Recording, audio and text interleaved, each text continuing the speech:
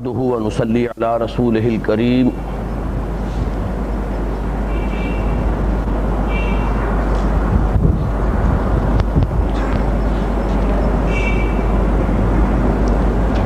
اما بعد۔ پچھلی مرتبہ ہم نے تلاوت تو سورہ رحمان کے دوسرے رکوع کی کر لی تھی، لیکن درس ہمارا آیت نمبر 32 تک پہنچ پایا تھا، تو میں آج تلاوت کر رہا ہوں تیسرے رکوع کی،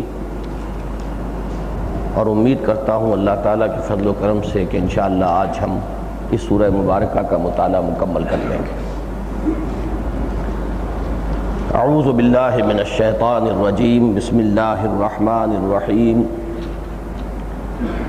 وَلِمَنْ خَافَ مَقَامَ رَبِّهِ جَنَّتَانِ فَبِأَيِّ آلَاءِ رَبِّكُمَا تُكَذِّبَانِ ذَوَاتَا أَفْنَانٍ فَبِأَيِّ آلَاءِ رَبِّكُمَا تُكَذِّبَانِ فِيهِمَا عَيْنَانِ تَجْرِيَانِ فَبِأَيِّ آلَاءِ رَبِّكُمَا تُكَذِّبَانِ فِيهِمَا مِن كُلِّ فَاكِهَةٍ زَوْجَانِ فَبِأَيِّ آلَاءِ رَبِّكُمَا تُكَذِّبَانِ مُتَّكِئِينَ عَلَى فُرُشٍ بَطَائِنُهَا مِنْ اسْتَبْرَقٍ وَجَنَى الْجَنَّتَيْنِ دَانٍ فَبِأَيِّ آلَاءِ رَبِّكُمَا تُكَذِّبَانِ فِيهِنَّ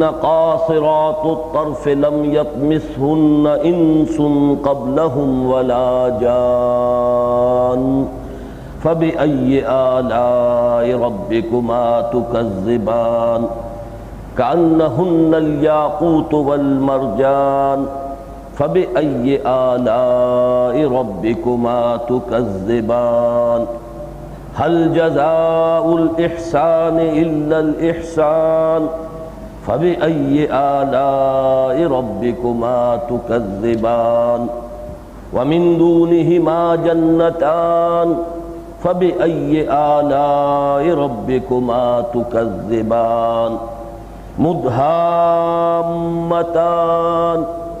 فَبِأَيِّ آلَاءِ رَبِّكُمَا تُكَذِّبَانِ فِيهِمَا عَيْنَانِ نَضَّاخَتَانِ فَبِأَيِّ آلَاءِ رَبِّكُمَا تُكَذِّبَانِ فِيهِمَا فَاكِهَةٌ وَنَخْلٌ وَرُمَّانٌ فَبِأَيِّ آلَاءِ رَبِّكُمَا تُكَذِّبَانِ فِيهِنَّ خَيْرَاتٌ حِسَانٌ فَبِأَيِّ آلَاءِ رَبِّكُمَا تُكَذِّبَانِ حور مقصورات في الخيام فبأي آلاء ربكما تكذبان لم يطمثهن إنس قبلهم ولا جان فبأي آلاء ربكما تكذبان متكئين على رفرف خضر وعبقري حسان فبأي آلاء ربكما تكذبان تبارك اسم ربك ذي الجلال والإكرام صدق الله العظيم۔ رب اشرح لي صدري ويسر لي أمري واحلل عقدة من لساني يفقهوا قولي۔ اللهم رب ألهمني رشدي وأعذني من شرور نفسي۔ اللهم أرنا الحق حقا وارزقنا اتباعه وأرنا الباطل باطلا وارزقنا اجتنابه آمین یا رب العالمین۔ جیسا کہ میں نے عرض کیا، ہم نے پچھلی مرتبہ آیت نمبر 32 تک مطالعہ مکمل کر لیا تھا، لیکن آج کے سلسلہ کلام کو جوڑنے کے لیے دو آیات پر پھر ایک نگاہ بازگشت ڈال لیں۔ آیت نمبر 31 اور 32 تو وہی آیت ترجیح ہے جو اس سورہ مبارکہ میں 31 مرتبہ دہرا کر آئی ہے، لیکن آیت نمبر 31 جو ہے وہ سلسلہ کلام کو جوڑنے کے لیے بہت ضروری ہے۔ سنفرغ لکم ایھا الثقلان، ہم ان قریب فارغ ہوا چاہتے ہیں تمہارے لیے اے دو بوجھل وجودو یا دو بوجھو، یہ لفظی ترجمہ ہے اس کا۔ فارغ ہونا، پھر یہ کہ سین کا جب اضافہ ہوتا ہے فعل مضارع پر تو گویا کہ ان قریب فوری طور پر، سنفرغ لکم، ہم ان قریب تمہارے لیے فارغ ہوا چاہتے ہیں۔ ثقلان میں عرض کر چکا ہوں کہ ثقل کہتے ہیں بوجھ کو، اور ثقل سا پر بھی زبر قاف پر بھی زبر، یہ کوئی ایسا بوجھ ہے جو کسی چیز کے اوپر لدا ہوا ہو، کسی شے پر سوار ہو۔ اونٹ کے اوپر اگر سامان لدا ہوا ہے وہ اس کا ثقل ہے، کسی اور بار برداری کے جانور پر جو بوجھ ہے وہ ثقل ہے۔ تو گویا کہ یہ زمین کے دو بوجھ ہیں۔ ویسے تو زمین کے اوپر نہ معلوم اور کتنی جاندار اشیاء ہیں، لیکن یہ کہ یہ دو ہیں وہ جنہیں شعور دیا گیا، اور صرف شعور نہیں، شعور ذات، سیلف کانشسنس، خود شعوری کا بھی مادہ ان کے اندر ہے، اور وہ جنات اور انسان ہیں۔ باقی حیوانات میں شعور ہے، کانشسنس ہے، لیکن سیلف کانشسنس نہیں ہے۔ اس کو یوں سمجھیے کہ جب ہم یہ کہتے ہیں کہ ایک حیوان کسی شے کو دیکھ رہا ہے تو اس کی ایک کیفیت ہے کہ اس نے ایک چیز دیکھی، لیکن انسان جب دیکھ رہا ہوتا ہے ساتھ ہی اسے یہ احساس ہوتا ہے کہ میں دیکھ رہا ہوں۔ یہ جو میں کا احساس ہے، اپنا ایک وجود، اپنا ایک تشخص، اپنی ایک ذات، جسے ہم کبھی خودی سے تعبیر کرتے ہیں، کبھی انا سے تعبیر کرتے ہیں، کبھی سیلف سے تعبیر کرتے ہیں، تو یہ مختلف زبانوں میں ایک ہی لفظ ہے۔ یہ خود شعوری ہے، اپنی ذات کا احساس۔ یہ صرف ان دو مخلوقات میں ہے، تیسرا فرشتوں میں ہے، وہ نوری مخلوق ہے جس کا کہ سورہ مبارکہ میں کوئی ذکر نہیں ہے۔ لیکن یہ کہ جو زمین کے بوجھ ہیں، اور میں عرض کر چکا ہوں پچھلی مرتبہ کہ جہاں تک یہ حیوانات جتنے بھی ہیں اور نباتات کا سلسلہ جو بھی ہے، جو بھی اس پلینٹ پر ہماری زمین پر جو زندہ جتنی بھی مخلوقات ہیں، ان کے بارے میں تو سائنس اور قرآن مجید دونوں کا فیصلہ ایک ہی ہے کہ مادہ تخلیق اسی زمین کی مٹی ہے، یہیں سے یہ سب کچھ وجود میں آیا ہے۔ اس کے درمیانی انٹرمیڈیری سٹیپس کیا ہیں، ان میں اختلاف ہو سکتا ہے، اور وہ اختلاف بھی بہت حد تک ہماری کم فہمی پر اس کا دار و مدار ہے۔ لیکن یہ کہ بہرحال جہاں تک اینڈ ریزلٹ ہے وہ ایک ہی ہے، کہ قرآن بھی یہ کہتا ہے کہ اسی مٹی سے تمہیں بنایا گیا، اور اسی مٹی سے یہ تمام حیوانات کی تخلیق ہوئی ہے، اور سائنس بھی یہی کہتی ہے کہ یہی کرسٹ آف دی ارتھ جو ہے، یہی در حقیقت مادہ تخلیق ہے جملہ حیوانات کا، جو بھی لیونگ آرگنزمز ہیں، چاہے وہ یعنی پلانٹ کنگڈم سے متعلق ہوں یا اینیمل کنگڈم سے متعلق ہوں، ان سب کا مادہ تخلیق یہی کرسٹ آف دی ارتھ ہے۔ تو جہاں تک وہ فائنل سورس کا تعلق ہے اس میں اتفاق ہے۔ البتہ جنات کے بارے میں نے پچھلی مرتبہ عرض کیا تھا کہ گمان غالب یہ ہے، اور میرا یہ احساس ہے کہ ان کی بھی تخلیق اسی زمین سے ہوئی ہے، لیکن زمین کا کون سا دور؟ جبکہ یہ زمین ابھی آگ کا ایک گولہ تھی، اس وقت جو اس کی لپٹ تھی، اس آگ کے شعلے کی لپٹ، اس سے جنات پیدا کیے گئے ہیں۔ اسی لیے ان دونوں کا مادہ تخلیق یہی زمین ہے۔ اگرچہ جو باقی جو میں نے عرض کیا ہے کہ چاہے پلانٹ کنگڈم ہو چاہے اینیمل کنگڈم ہو، اس کی تخلیق تو اس دور میں ہوگی جب زمین ٹھنڈی ہوئی، اس پر کرسٹ وجود میں آیا۔ جیسے انگارہ جب ٹھنڈا ہونے لگتا ہے تو اس پر راکھ کا ایک جو ہے تہ اس کے اوپر وجود میں آ جاتی ہے، اسی طرح اس زمین کے اوپر یہ بہت بڑا انگارہ تھا، اس کے اوپر جب یہ ٹھنڈی ہوئی ہے تو پھر وہ کرسٹ آف دی ارتھ آیا ہے، وہی راکھ ہے، اور اس کے سکڑنے کی وجہ سے نشیب و فراز پیدا ہوئے، سکڑنے کی وجہ سے سلوٹیں بنی۔ یہ سلوٹیں ہی اس زمین کی ہیں جو پہاڑوں اور غاروں اور پھر جو نشیبی علاقے تھے، پھر جب بخارات جو اس زمین سے نکلے ہیں اس آگ کے گولے سے، وہی باہر جا کر کنڈنس ہوئے ہیں، اسی نے پھر فضا کی شکل اختیار کی ہے، پھر اسی کے اندر ان بخارات سے وہی ہائیڈروجن اور آکسیجن ہے جن سے پانی وجود میں آیا ہے، وہی پانی ہے جو زمین پر برسا ہے، اور پھر جو یہ بڑے بڑے سمندر وجود میں آئے، اور زمین وہ کرسٹ آف دی ارتھ اور سمندر کا پانی جہاں ان دونوں کا مسلسل انٹر ایکشن رہا، وہاں وہ دلدلیں وجود میں آئی ہیں، جن دلدلوں کے اندر وہ عمل تبخیر پیدا ہوا، وہ جو میں عرض کر چکا ہوں، قرآن کہیں اسے کہتا ہے کہ ہم نے تراب سے بنایا، مٹی سے، کہیں کہتا ہے تین سے بنایا، مٹی میں پانی ملا کر اگر گارا بنا لیں گے تو وہ تین ہے، پھر وہ گارا پڑا رہے بہت عرصے تک تو اس کے اندر ایک چپچپاہٹ پیدا ہو جاتی ہے، لیس پیدا ہو جاتا ہے، یہ تین لازم ہے، پھر اگر اور دیر لگے تو اس کے اندر ایک سڑان پیدا ہوتی ہے، یہ ہے وہ حمیم مسنون، سڑا ہوا گارا، پھر اگر یہ سوکھے گا تو کھنکنے لگے گا، یہ ہے صلصال کالفخار اور صلصال من حمیم مسنون۔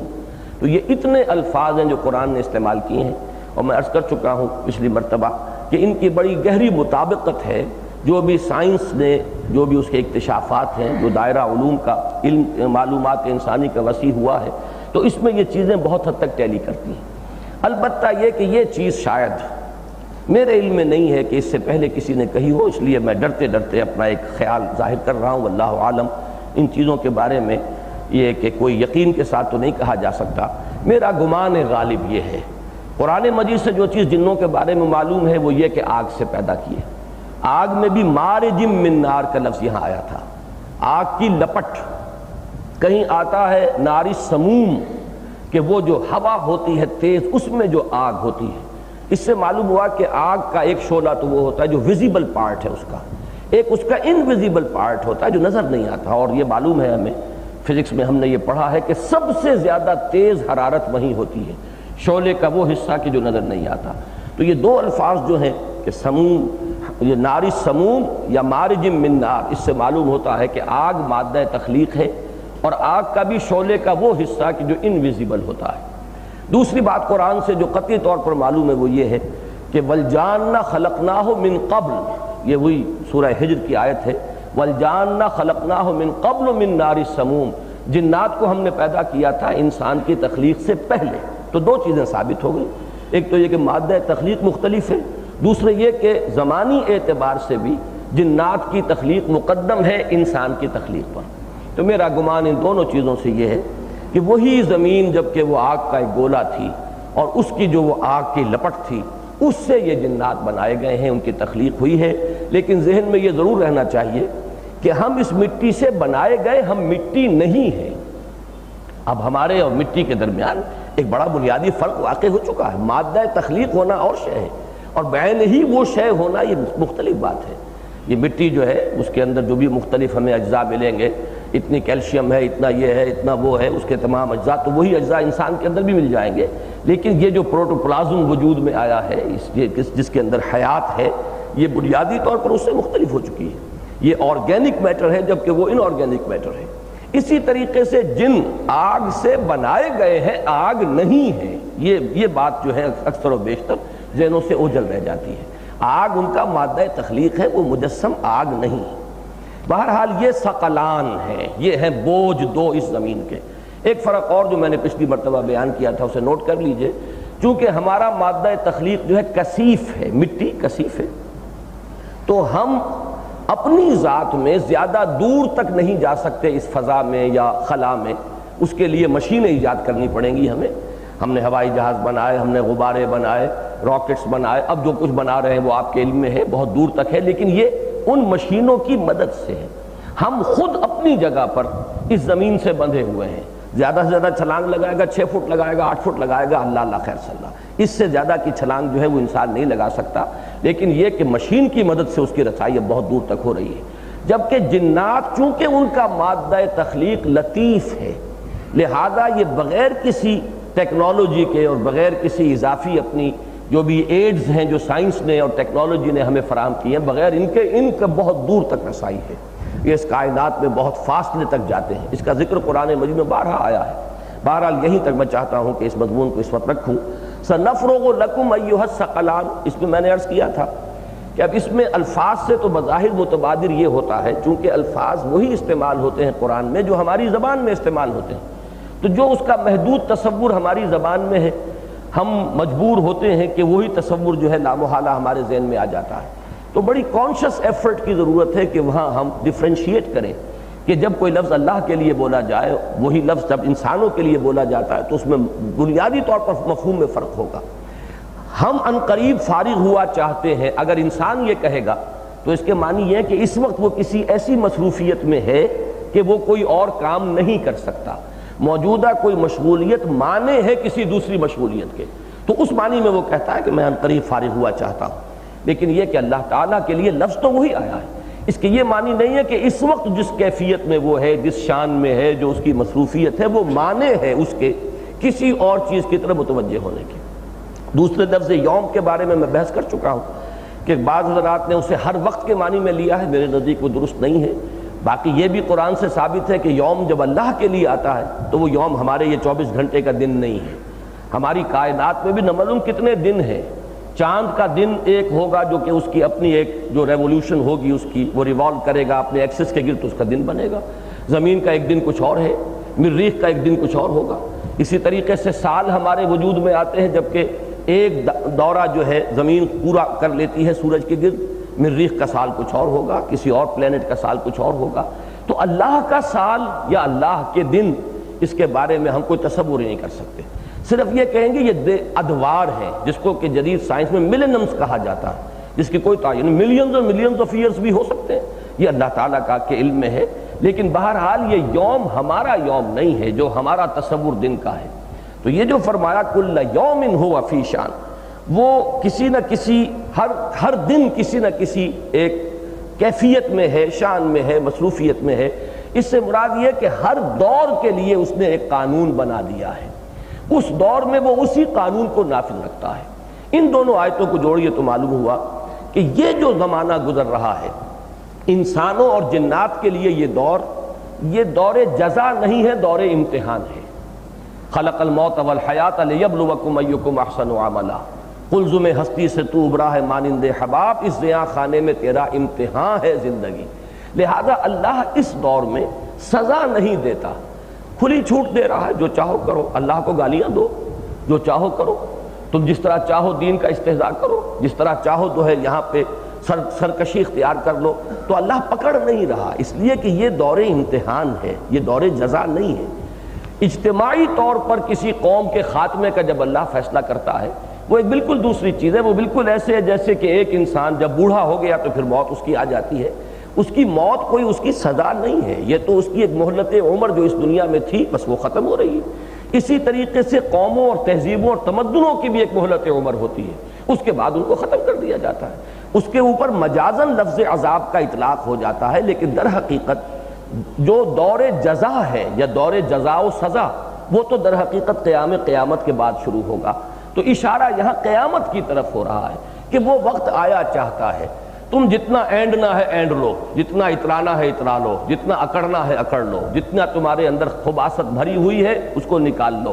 وہ وقت آیا چاہتا ہے جب کہ اس کائنات کی یہ بساط لپیٹ دی جائے گی، یہ دور ختم ہو جائے گا اور دوسرا دور شروع ہو جائے گا، وہ دور جس میں کہ پھر بدلے ملیں گے، جس میں جزا و سزا کا نفاذ ہوگا۔ تو سنفرغ لکم ایھا الثقلان سے مراد قیامت کی طرف اشارہ ہے کہ وہ وقت آیا چاہتا ہے۔ اور سورہ معارج کے حوالے سے میں بیان کر چکا ہوں کہ یہ ان قریب جو ہے، اس میں قرآن مجید میں وہاں فرمایا سورہ معارج میں انہم یرونہ بعیدا ونراہ قریبا، یہ قیامت انہیں دور نظر آتی ہے، ہم تو اسے سامنے دیکھتے ہیں، اپنے قریب دیکھتے ہیں۔ اور اس میں نے عرض کیا تھا پچھلی مرتبہ، یاد ہوگا کہ یہ میرا ایک تجربہ ہے، اور بعض تجربات انسان کے ایسے ہوتے ہیں کہ جو ساری عمر اسے یاد رہتے ہیں۔ پہلی مرتبہ جب سفر کیا تھا میں نے، وہ نائٹ کوچ چلتی تھی، فوکر جو جہاز ہے، لاہور سے کراچی 3.5-4 گھنٹے لگتے تھے، بڑے جھولا جھولتے ہوئے اور ہچکولے کھاتے ہوئے یہ سفر ہوتا تھا۔ لیکن اس کی جو ایک خاص بات تھی وہ یہ کہ جب ہم گزر رہے تھے اور اندازہ ہوتا تھا پورا کہ اب یہ ساحیوال آ گیا، ٹائمنگ کے حساب سے آدمی اندازہ کر لیتا تھا روشنیوں کو دیکھ کر، تو میں ایک دم چونکا جب میں نے یہ محسوس کیا کہ لودھرا اور سماسٹا اور بھاولپور یہ تینوں بیک وقت میری نگاہ میں ہیں۔ اس وقت سے پہلے شکل کیا تھی کہ جب سفر کرتے تھے تو معلوم ہوتا لودھرا پہنچے تو اب بھاولپور اتنے فاصلے پر ہے یا اتنی دیر کے بعد آئے گا، اور اس کے بعد بھاولپور پہنچ گئے تو اب سماسٹا اتنی دور ہے اور اتنی دیر کے بعد آئے گا۔ یعنی ان تمام چیزوں کے لیے دور اور دیر، زمانی اور مکانی فصل اور بعد کا تصور جو ہے وہ ہماری سوچ کا ایک انٹیگرل پارٹ بن جاتا ہے۔ لیکن جب دیکھا میں نے کہ یہ تو بیک وقت موجود ہے، میں بیک وقت دیکھ رہا ہوں، حالانکہ یہ حقیقت ایسی ہے کہ اگر سوچتے تو بیک وقت موجود ہی ہے۔ اس وقت یہ کراچی بھی موجود ہے، لاہور بھی موجود ہے، لندن بھی موجود ہے، نیو یارک بھی موجود ہے۔ لیکن ہمارے اپنے مشاہدات کے ذریعے سے ہمارے بعض جو ہے ذہن کے اندر احساسات جو ہیں وہ راہج میں اس وقت کی کائنات، بلکہ ما کانا و ما یکون، جو بھی تھا کبھی اور جو کبھی ہوگا، ازل سے ابد تک اللہ کے علم میں اور اللہ کی نگاہ میں، اگرچہ لفظ نگاہ بھی ہمیں اللہ کے لیے استعمال کرتے ہوئے جھجک ہوتی ہے، لیکن آخر سمجھانے کے لیے مجبوری ہے کہ ہماری زبان کے جو الفاظ ہیں ہمیں وہ استعمال کرنے پڑتے ہیں۔ تو معلوم یہ ہوا کہ اللہ کے علم میں ہر شے ہر آن، الآن اور کما کان، سب کا سب بآن واحد موجود ہے۔ اس لیے وہاں یہ ہے کہ انہم یرونہ بعیدا ونراہ قریبا۔ تو اب یہ دو آیات جو ہیں یہ جوڑیے، سنفرغ لکم ایھا الثقلان فبأی آلاء ربکما تکذبان یا معشر الجن والانس۔ اب ثقلان کے بعد اب خطاب شروع ہوا، اے جنوں اور انسانوں کے دو گروہوں، دو بڑی جماعتوں، ان استطعتم، یہ ذرا مشکلات القرآن میں سے یہ آیت ہے، اس آیت سے ہم گزر جائیں گے تو پھر آگے مجھے کوئی زیادہ محنت نہیں کرنی ہوگی، اس کو ذرا اچھی طریقے سے سمجھنا ہوگا۔ اے جنوں اور انسانوں کے دو گروہوں، دو لشکروں، ان استطعتم، اگر تم میں استطاعت ہے، ان تنفذوا من اقطار السماوات والارض، کہ تم نکل جاؤ، نکل بھاگو آسمانوں اور زمین کے کناروں سے، فانفذوا، تو نکل جاؤ، لا تنفذون الا بسلطان، تم نہیں نکل سکو گے مگر سلطان کے ساتھ۔ اب اس آیت کا لفظی ترجمہ تو ہو گیا، سلطان کے دو معنی ہیں وہ سمجھ لیں تاکہ وہ سارے امکانات جو ہیں اس کے اب مفہوم میں وہ آپ کے سامنے رہیں۔ سلطان کہتے ہیں قوت، زور، دبدبہ، طاقت، غلبہ، یہ تمام چیزیں جمع کر لیجئے تو ایک لفظ سلطان بنے گا۔ اور دوسرے سلطان کہتے ہیں سند کو، وہ سند بھی کسی صاحب قوت کی طرف سے ہوتی ہے، ایک تو وہ خود حامل سلطان ہے، اس کے پاس دبدبہ ہے، قوت قاہرہ ہے، قوت نافذہ ہے اس کے پاس، لیکن یہ کہ اگر اس کی طرف سے کوئی، آج کل عرب ممالک میں ورگا، وہ ورگا ہوتا ہے کہ بس ورگا ہے تو پھر بڑی عافیت ہے، گاڑی جا رہی ہے ورگا ہے کہ نہیں ہے تو ورگا دکھا دیجئے، ورقہ کو ورگا کہتے ہیں، تو وہ ایک طرح کی پرمیشن ہے، آپ کے لیے اجازت ہے، آپ موو کر سکتے ہیں۔ سعودی عرب میں تو آج کل بہت سخت پابندیاں لگا دی گئی ہیں غیر ملکیوں کے لیے کہ چاہے وہ وہاں رہتے ہیں، ان کے پاس اقامہ ہے، تب بھی وہ ایک جگہ سے دوسری جگہ جا نہیں سکتے، انہیں ایڈیشنل ہر سفر کے لیے ورگا لینا پڑتا ہے۔ تو سند وہ ہے کہ جو کسی صاحب اختیار کی طرف سے اجازت نامہ کسی کو دے دیا جائے۔ آپ اس کے لیے لفظ پاسپورٹ، لفظ ویزا، یہ سارے الفاظ جو وہاں استعمال ہوتے ہیں ان میں سے، اور ورگا، لائسنس، یہ تمام الفاظ استعمال کر لیجئے تو یہ دو مفہوم ہو گئے سلطان کے۔ لا تنفذون الا بسلطان، تم نہیں نکل سکو گے مگر سلطان کے ساتھ۔ دو معنی ہوئے، یا تو یہ کہ تمہارے اندر زور ہو، طاقت ہو، قوت ہو، تمہارے اپنے اندر جو ہے یہ اختیار ہو تو نکل سکو گے، اور نمبر دو یہ کہ اگر صاحب اختیار کی طرف سے تمہارے پاس اجازت نامہ ہو تو نکل سکو گے، اس کے سوا تیسری کوئی شکل نہیں۔ اب اس آیت کے بارے میں جیسا کہ میں نے عرض کیا کہ مشکلات القرآن میں سے ہے یہ آیت، پہلے تو یہ سوچنا ہوگا کہ آیا یہ اس وقت خطاب ہو رہا ہے، یا جیسے کہ میں نے اتنا وقت لیا ہے آپ کا اس بات کے لیے کہ پچھلی آیت کے ساتھ اس کا تعلق جوڑوں، یا یہ کہ یہ اس وقت کہا جائے گا میدان حشر میں قیامت کے وقت۔ یہ دو آراء ہیں کہ جیسے قرآن مجید میں جو قیامت کے احوال ہیں وہ بھی ایسے بیان ہوتے ہیں جیسے ابھی کہا جا رہا ہے، بلکہ اکثر و بیشتر قیامت کا ذکر، جنت کا ذکر، دوزخ کا ذکر، وہاں ان کے مکالمے ایسے ہوتے ہیں جیسے کہ کہا گیا فعل ماضی میں، ایک حتمی چیز ہے، یقینی چیز ہے، علم خداوندی میں وہ اب بھی موجود ہے، لہذا قرآن مجید میں اس کے لیے فعل مضارع استعمال نہیں ہوتا بلکہ فعل ماضی، حتمیت اور قطعیت کے اعتبار سے۔ تو یہ دونوں رائے ہیں، ایک تو یہ کہ یہ اس وقت کا ایک خطاب ہے کہ جو جنوں اور انسانوں سے کیا جا رہا ہے، اور دوسرے یہ کہ نہیں، یہ خطاب وہ ہے، خبر دی جا رہی ہے کہ اس وقت یہ خطاب کیا جائے گا جبکہ میدان حشر میں یہ جمع ہوں گے حساب کتاب کے لیے، اور جیسا کہ دوسرے مقامات پر آیا ہے کہ انسان اس وقت بھاگنے کی فکر کرے گا، یقول الانسان یومئذ این المفر، سورہ قیامہ میں فرمایا انسان کہے گا اس دن کہ ہے کوئی بھاگنے کی جگہ، کہاں جاؤں، کہاں سر چھپاؤں، کہاں میں یہاں سے بچ کر نکل سکوں۔ یا جیسے کہ ایک بہت عمدہ جو تعبیر کی گئی ہے وہ یہ ہے کہ انسان یہ کہے گا کہ یا لیتنی کنت ترابا، کاش کہ میں مٹی ہوتا، یہ شرف انسانیت مجھے حاصل نہ ہوا ہوتا جس کی بنا پر کہ میں مسئول ہوا، ذمہ دار ہوا، آج اللہ کی عدالت میں اس کے کٹہرے میں کھڑا ہوا ہوں۔ تو اس کو فارسی میں ایک شاعر نے بڑی خوبصورتی سے اس کی تعبیر کی ہے کہ مرا کاش کے مادر نہ زادے، کاش کہ میری ماں نے مجھے جنا نہ ہوتا، یعنی یہ کہ انسان اپنے اس وجود کو اور اپنے اس تمام جو بھی اس کی زندگی یہاں گزری ہے پھر شرف انسانیت جو اسے حاصل ہوا، اس زندگی میں بہت اس نے لن ترانیاں بھی کی، بہت کچھ اپنے آپ کو سمجھا بھی، بہت تکبر اور غرور اور عجب کا معاملہ بھی ہوا، لیکن اس وقت کی کیفیت جو ہوگی، جیسے کہ حضرت ابو بکر رضی اللہ تعالیٰ عنہ کے بارے میں آتا ہے، وہ لوگ کہ جو اس وقت کے حالات و کیفیات کو آج جانتے ہیں وہ اس وقت کہتے ہیں۔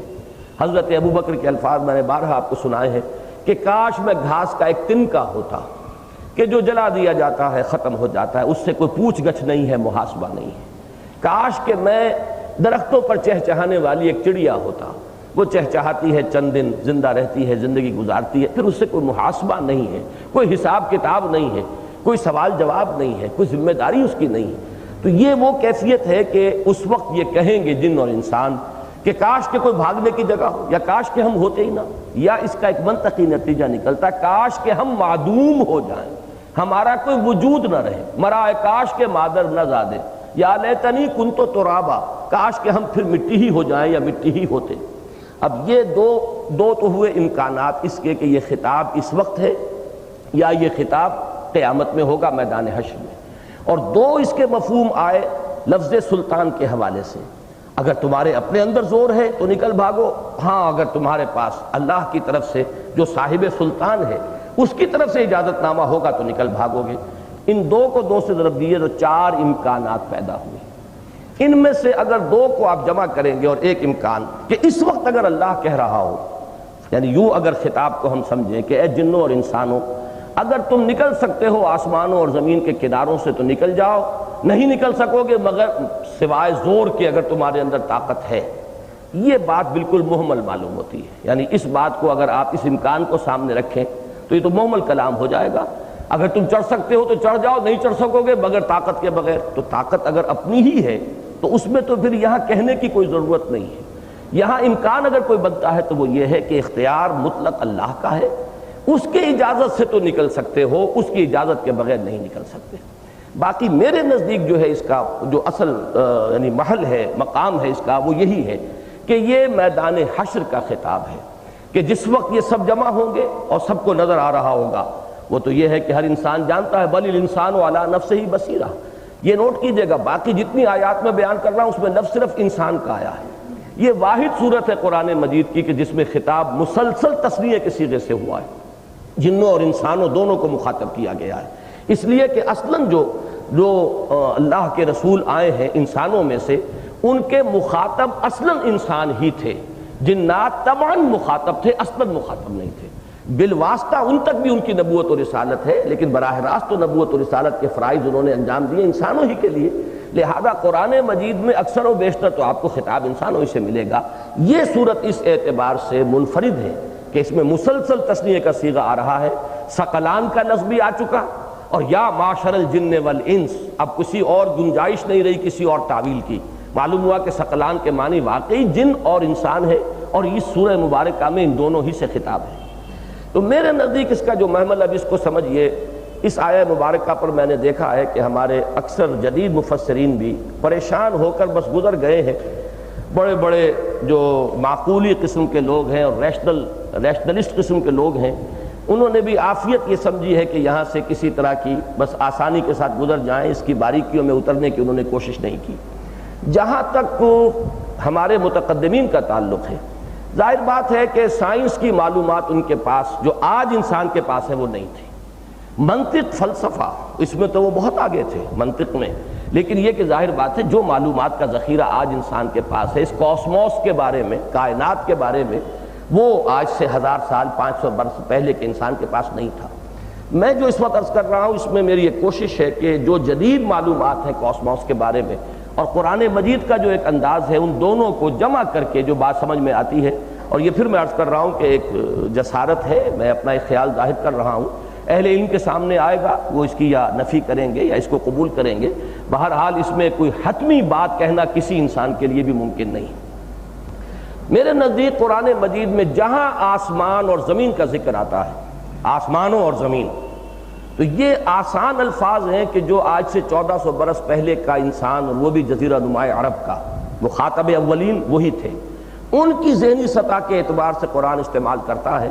جدید اگر ہم ٹرمینالوجی میں اسے کہیں گے تو یونیورس، کائنات، کون و مکان، یہ کل کائنات، قرآن مجید یہ الفاظ استعمال نہیں کرتا، نہ منطقی نہ سائنٹیفک، اس لیے کہ یہ چیزیں جو ہیں جو مخاطب اولین تھے قرآن مجید کے، اگر ان اصطلاحات میں گفتگو ہوتی تو ان کے سروں کے اوپر سے گزر جاتی، جس طرح کہ وہ ان کے وجود کے اندر سرایت کر گئی بات، اور اس نے اندر جا کر انہیں ٹرانسفارم کیا ہے، ان کے پورے وجود کو بدل کر رکھ دیا ہے۔ جیسے کہ علامہ اقبال نے فرمایا کہ چوں بجاں در رفت جہاں دیگر شود، جہاں چوں دیگر شد جہاں دیگر شود۔ تو اندر اترنے کے لیے ضروری بات ہے کہ ان کی ذہنی سطح کے قریب ہو کر بات کی گئی ہوتی، اور جو علمی حقائق ہیں انہیں بھی ان کی آسان زبان میں اس طریقے سے بیان کیا جاتا کہ اگر وہ اس کے اوپر زیادہ غور نہ بھی کریں تب بھی جو اصل جو خلاصہ ہے گفتگو کا، لب لباب ہے، جو بات ان سے کہنی مقصود ہے، اس کا ابلاغ ہو جاتا، اور یہی اسلوب ہے قرآن مجید کا۔ اب آپ غور کیجئے کہ ہم یہ مانتے ہیں کہ یہ کائنات ہمیشہ سے نہیں ہے، ہمیشہ نہیں رہے گی۔ نمبر دو، یہ کائنات کل یونیورس جس کا آج بھی ہمارے پاس کوئی تصور نہیں ہے کہ کہاں سے شروع ہوتی ہے کہاں ختم ہوتی ہے، ساری وہ ٹیلیسکوپس اور بڑی سے بڑی جو بھی ہمارے پاس رصد گاہیں ہیں، اور جتنا کچھ بھی انسان گیا ہے، جتنی دور تک ہم نے بھیج دیے ہیں یہ مختلف سپوٹنکس، ان سب کے باوجود تاحال کچھ پتہ نہیں ہے کہ اس کائنات کی وسعت کتنی ہے، کہاں شروع ہوتی ہے کہاں ختم ہوتی ہے۔ ابھی بڑی ہی ابتدائی سٹیجز میں ہماری تھیوریز ہیں، وہ بگ بینگ تھیوری ہے، ایک دھماکہ ہوا کائنات وجود میں آئی، ایک یہ ہے کہ یہ ایکسپینڈنگ یونیورس ہے، ابھی تو یہ بڑھ رہی ہے، یہ کائنات ابھی ناتمام ہے شاید کہ آ رہی ہے دمادم صدائے کن فیکون۔ علامہ اقبال نے اپنے لیکچرز میں کہا ہے کہ یہ کوئی فنشڈ پروڈکٹ نہیں ہے، جیسے کہ ایک بڑھئی نے کرسی بنا دی، اب یہ فنشڈ پروڈکٹ ہے، کرسی بن گئی، جو کچھ بننی تھی اب یہ کرسی ہے، اس نے کام اپنا پورا کیا اور گاہک کے حوالے کیا، اٹس اے فنشڈ پروڈکٹ۔ لیکن یہ کائنات کے بارے میں اگر کسی کا یہ تصور ہے کہ یہ سٹیٹک ہے یا فنشڈ پروڈکٹ ہے تو علامہ اقبال نے اس کی نفی کی ہے، اس لیے کہ واقعہ یہ ہے کہ اس دور میں ریاضی یعنی میتھمیٹکس اور سائیکالوجی، ان دونوں علوم نے جو بلندیوں کو چھوا تھا، علامہ اقبال نے اپنے لیکچرز میں ان دونوں کے حوالے سے اسلامی عقائد اور ایمانیات جو ہیں ان دونوں کو ریکنسٹرکٹ کرنے کی کوشش کی ہے۔ اسی لیے ان لیکچرز کا نام انہوں نے تجویز کیا reconstruction of religious thought in Islam. اب یہ ریکنسٹرکشن کی ضرورت کیوں پیش آئی؟ اس لیے کہ ایک تو انسان کی معلومات بہت بڑھ گئی ہیں، کائنات کے بارے میں آج کچھ وہ کچھ جانتا ہے جو پہلے نہیں جانتا تھا، پھر یہ کہ سائیکالوجی اور یہ فزکس اور جو میتھمیٹکس ہے وہ بہت بلندیوں کو چھو رہے ہیں۔ اس اعتبار سے ان کے حوالے سے فکر جدید کی تشکیل علامہ اقبال نے اس کی کوشش کی ہے، اور یہ کوئی نہیں کہتا، نہ علامہ اقبال نے اس کا دعویٰ کیا ہے کہ جو کچھ انہوں نے کہا 100% صحیح ہے اور یقینی ہے۔ اس کے پریفیس میں انہوں نے خود لکھا ہے کہ عین ممکن ہے کہ جیسے وقت گزرے اس سے زیادہ صحیح تر خیالات جو ہیں سامنے آئیں، ہماری کوشش یہ ہونی چاہیے کہ ہم علم انسانی کے ساتھ ساتھ آگے بڑھتے چلے جائیں، غور و فکر کے سلسلے کو جاری رکھیں، ورنہ کوئی ادعا کا انداز جو ہے علامہ اقبال کے یہ اس پریفیس کے اندر موجود نہیں۔ جو بات میں عرض کرنا چاہتا ہوں وہ یہ ہے کہ جب ہمیں یہ معلوم ہے کہ یہ کائنات لمیٹڈ ہے، اور اب اس کا تقابل کیجئے، اس کا ایک زمانی اور مکانی محدود ہونا یہ ہماری مانی ہوئی مسلم بات ہے۔ ہم یہ نہیں مانتے کہ کائنات ہمیشہ سے ہمیشہ رہے گی، ہمارا ایمان یہ ہے کہ صرف اللہ کی ذات ہمیشہ سے ہمیشہ رہے گی، باقی یہ کائنات ایک خاص وقت میں پیدا ہوئی ہے اور ایک خاص وقت تک کے لیے ہے، الی اجل مسمی، ایک وقت معین تک یہ کائنات جو ہے باقی رہے گی۔ معلوم ہوا زمانی اعتبار سے لمٹ ہو گیا۔ نمبر دو، مکانی اعتبار سے بھی لازماً محدود ہے، لامحدود ذات اللہ کی ہے۔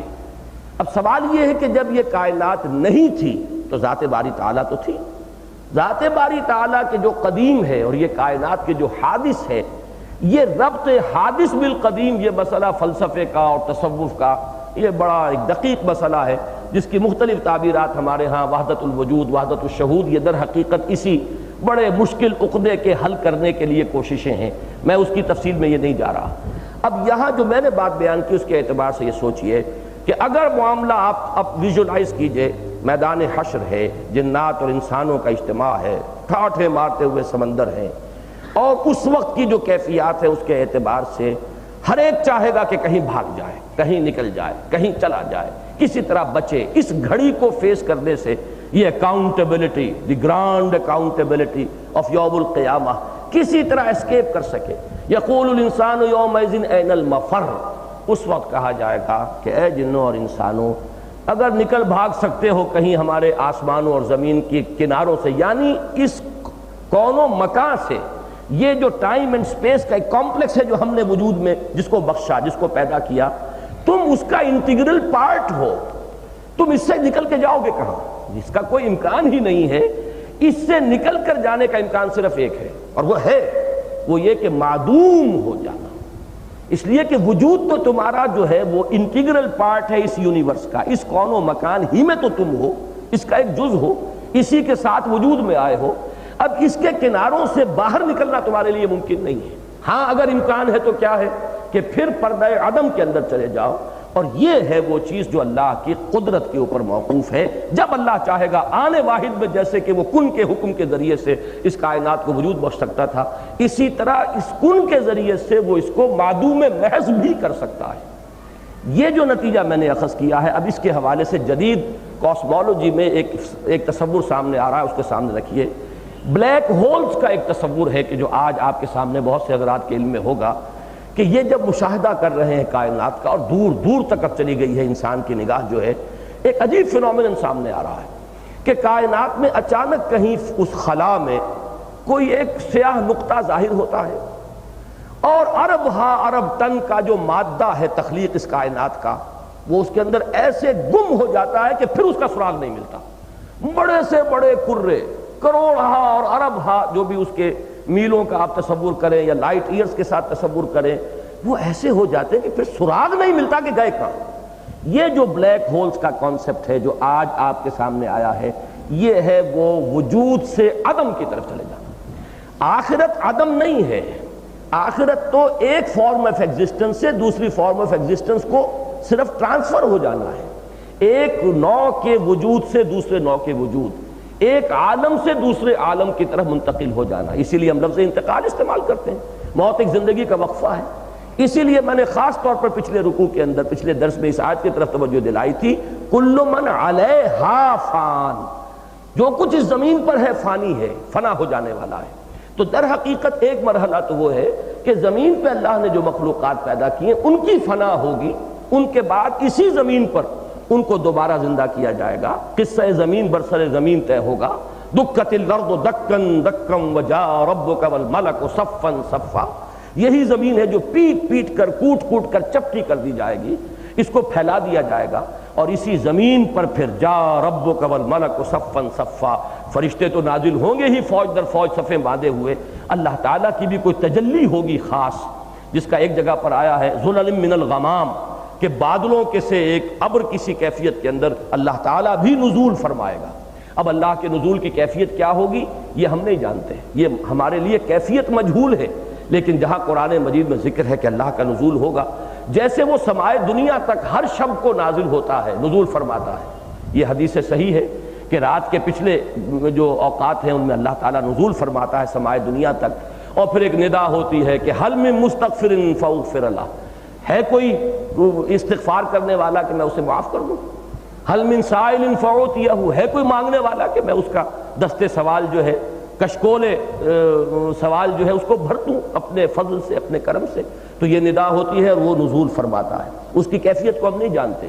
اسی طرح اس زمین پر دکت الارض دکن دکا، معلوم ہوا زمین معدوم نہیں کی جائے گی، بلکہ جو کچھ زمین پر ہے وہ معدوم کیا جائے گا، یہ وہ سٹیج ہے۔ اس کے بعد کہ پھر کبھی یہ پوری کائنات کی بھی اللہ تعالیٰ کبھی بھی ساتھ لپیٹ دے، یہ ایک علیحدہ ایشو ہے، اور قرآن مجید نے اس کو کلیئرلی کہیں بھی ڈسکس نہیں کیا ہے۔ قرآن مجید اس وقت اس دور میں جو ہم ہیں، ہماری ہدایت کے لیے جس حد تک علم ضروری ہے اس حد تک تو علم وضاحت کے ساتھ دیتا ہے، یعنی مرو گے جیسے کہ حضور کے خطبے میں آتا ہے واللہ لتموتن کما تنامون، خدا کی قسم تم سب مر جاؤ گے جیسے کہ روزانہ رات کو سو جاتے ہو، ثم لتبعثن کما تستيقظون، پھر تمہیں لازماً اٹھا لیا جائے گا جیسے کہ تم روزانہ صبح کو بیدار ہو جاتے ہو، ثم لتحسبن بما تعملون، پھر لازماً تمہارا حساب کیا جائے گا، جو کچھ تم کر رہے ہو اس کا حساب کتاب ہوگا، ثم لتجزون بالاحسان احسانا وبالسوء سوءا، پھر لازماً بدلہ دیا جائے گا بھلائی کا بھلائی کے ساتھ، برائی کا برائی کے ساتھ، وَإِنَّهَا لَجَنَّةٌ أَبَدًا أَوْ لَنَارٌ أَبَدًا، اور وہ پھر جنت ہے ہمیشہ کے لیے اور آگ یا آگ ہے ہمیشہ کے لیے۔ یہ ہے وہ علم جو اس وقت مجھے اور آپ کو ضرور حاصل ہونا چاہیے اگر اپنی اس زندگی کو درست کرنا چاہتا ہے، اگر اپنی اس اصل زندگی کو جو ہے وہ صحیح کرنا چاہتا ہے تو یہ علم حاصل ہونا چاہیے۔ باقی یہ کہ جنت اور دوزخ دونوں ابدی ہیں، ہمیشہ رہیں گے، ابد کے معنی ہمیشہ ہمیشہ ہمیشہ ہمیشہ، یا یہ کہ ان میں سے کوئی ایک جو ہے کسی وقت جا کر ختم ہو جائے گی، جیسے کہ دوزخ کے بارے میں بہت سے حضرات کا خیال ہے۔ اہل سنت کا اجماعی عقیدہ تو یہی ہے کہ یہ سب ابدی ہیں، ان کا کوئی اینڈ نہیں۔ لیکن بعض حضرات، اور عجیب بات یہ ہے کہ دو متضاد شخصیتیں اس پر جمع ہو گئیں۔ ابن تیمیہ ایک انتہا پر رحمہ اللہ، ابن عربی دوسری انتہا پر، دونوں جو ہے ایک دوسرے سے بعد المشرقین رکھنے والی شخصیتیں ہیں۔ ابن تیمیہ کہاں اور ابن عربی کہاں؟ دونوں کا اتفاق اس مسئلے میں ہے کہ جہنم ابدی نہیں ہے، ایک وقت آئے گا کہ یہ ختم ہو جائے گی۔ البتہ جنت کو ابدی مانتے ہیں، لیکن یہ کہ جنت بھی تو ایک فارم آف ایگزسٹنس ہے، اسی کائنات کے اندر صرف ایک نظام بدل جائے گا۔ یوم تبدل الارض غیر الارض والسماوات تو وہ زمین بدل جائے گی، آسمان بدل جائیں گے، فزیکل لاز بدل جائیں گے، لیکن ہے وہ اسی ایک اس کائنات کی کنٹینیویشن۔ البتہ یہ کہ کیا وہ وقت بھی آئے گا کہ اللہ تعالیٰ اس پورے ہی وجود کو، وہ جو بگ بینگ سے بات شروع ہوئی تھی پتہ نہیں billions and trillions of years before, کیا اسی طریقے سے واپس، جیسے کہ جدید جو ہے ایک نظریہ ہے کہ جیسے یہ ایکسپینڈ کر رہی ہے ایسے ہی یہ سکڑنا شروع کر دے گی، اور ایک وقت میں آ کر پھر ایک نقطے پر یہ کائنات مرتکز ہو جائے گی۔ اور بعض حوالے جو احادیث میں آتے ہیں اور قرآن مجید میں اس سے تائید ہوتی ہے اس کی، وہ یہ کہ سورج سوا نیزے پر آئے گا، یہ فاصلے جو ہے کم ہونے شروع ہوں گے۔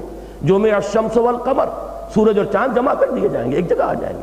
تو گویا کہ اس کائنات نے جو ایکسپینڈ کر کے جو وسعتیں اختیار کی تھیں، جیسے کہ پینڈولم ہوتا ہے کہ ایک انتہا کو جا کر واپس آتا ہے، تو یہ گویا کہ ٹو سائیڈڈ پینڈولم ہے، کائنات جو ہے ایک طرف پھیلتی چلی جا رہی ہے تھیوری آف ایکسپینڈنگ یونیورس کی روح سے، اور ایک جگہ پہنچ کر جو بھی اس کا انٹرنل جو انٹرنسک مومنٹم ہے وہ ختم ہوگا، اور جب ختم ہوگا تو سوئنگ بیک کرے گی یہ، اور پھر اس کے اندر سکڑنے کا معاملہ ہوگا، اور پھر ایک نقطے پر آ کر ختم ہو جائے گی۔ وہ نقطہ کہا جا سکتا ہے کہ ایک بہت بڑا بگ بلیک ہول ہوگا کہ جس میں یہ پورا کا پورا جو میٹر ہے جس نے کہ اس کائنات کی شکل اختیار کی ہے وہ پھر عدم کے پردے میں چلا جائے گا، جیسے کبھی وہ عدم کے پردے سے وجود میں آیا تھا۔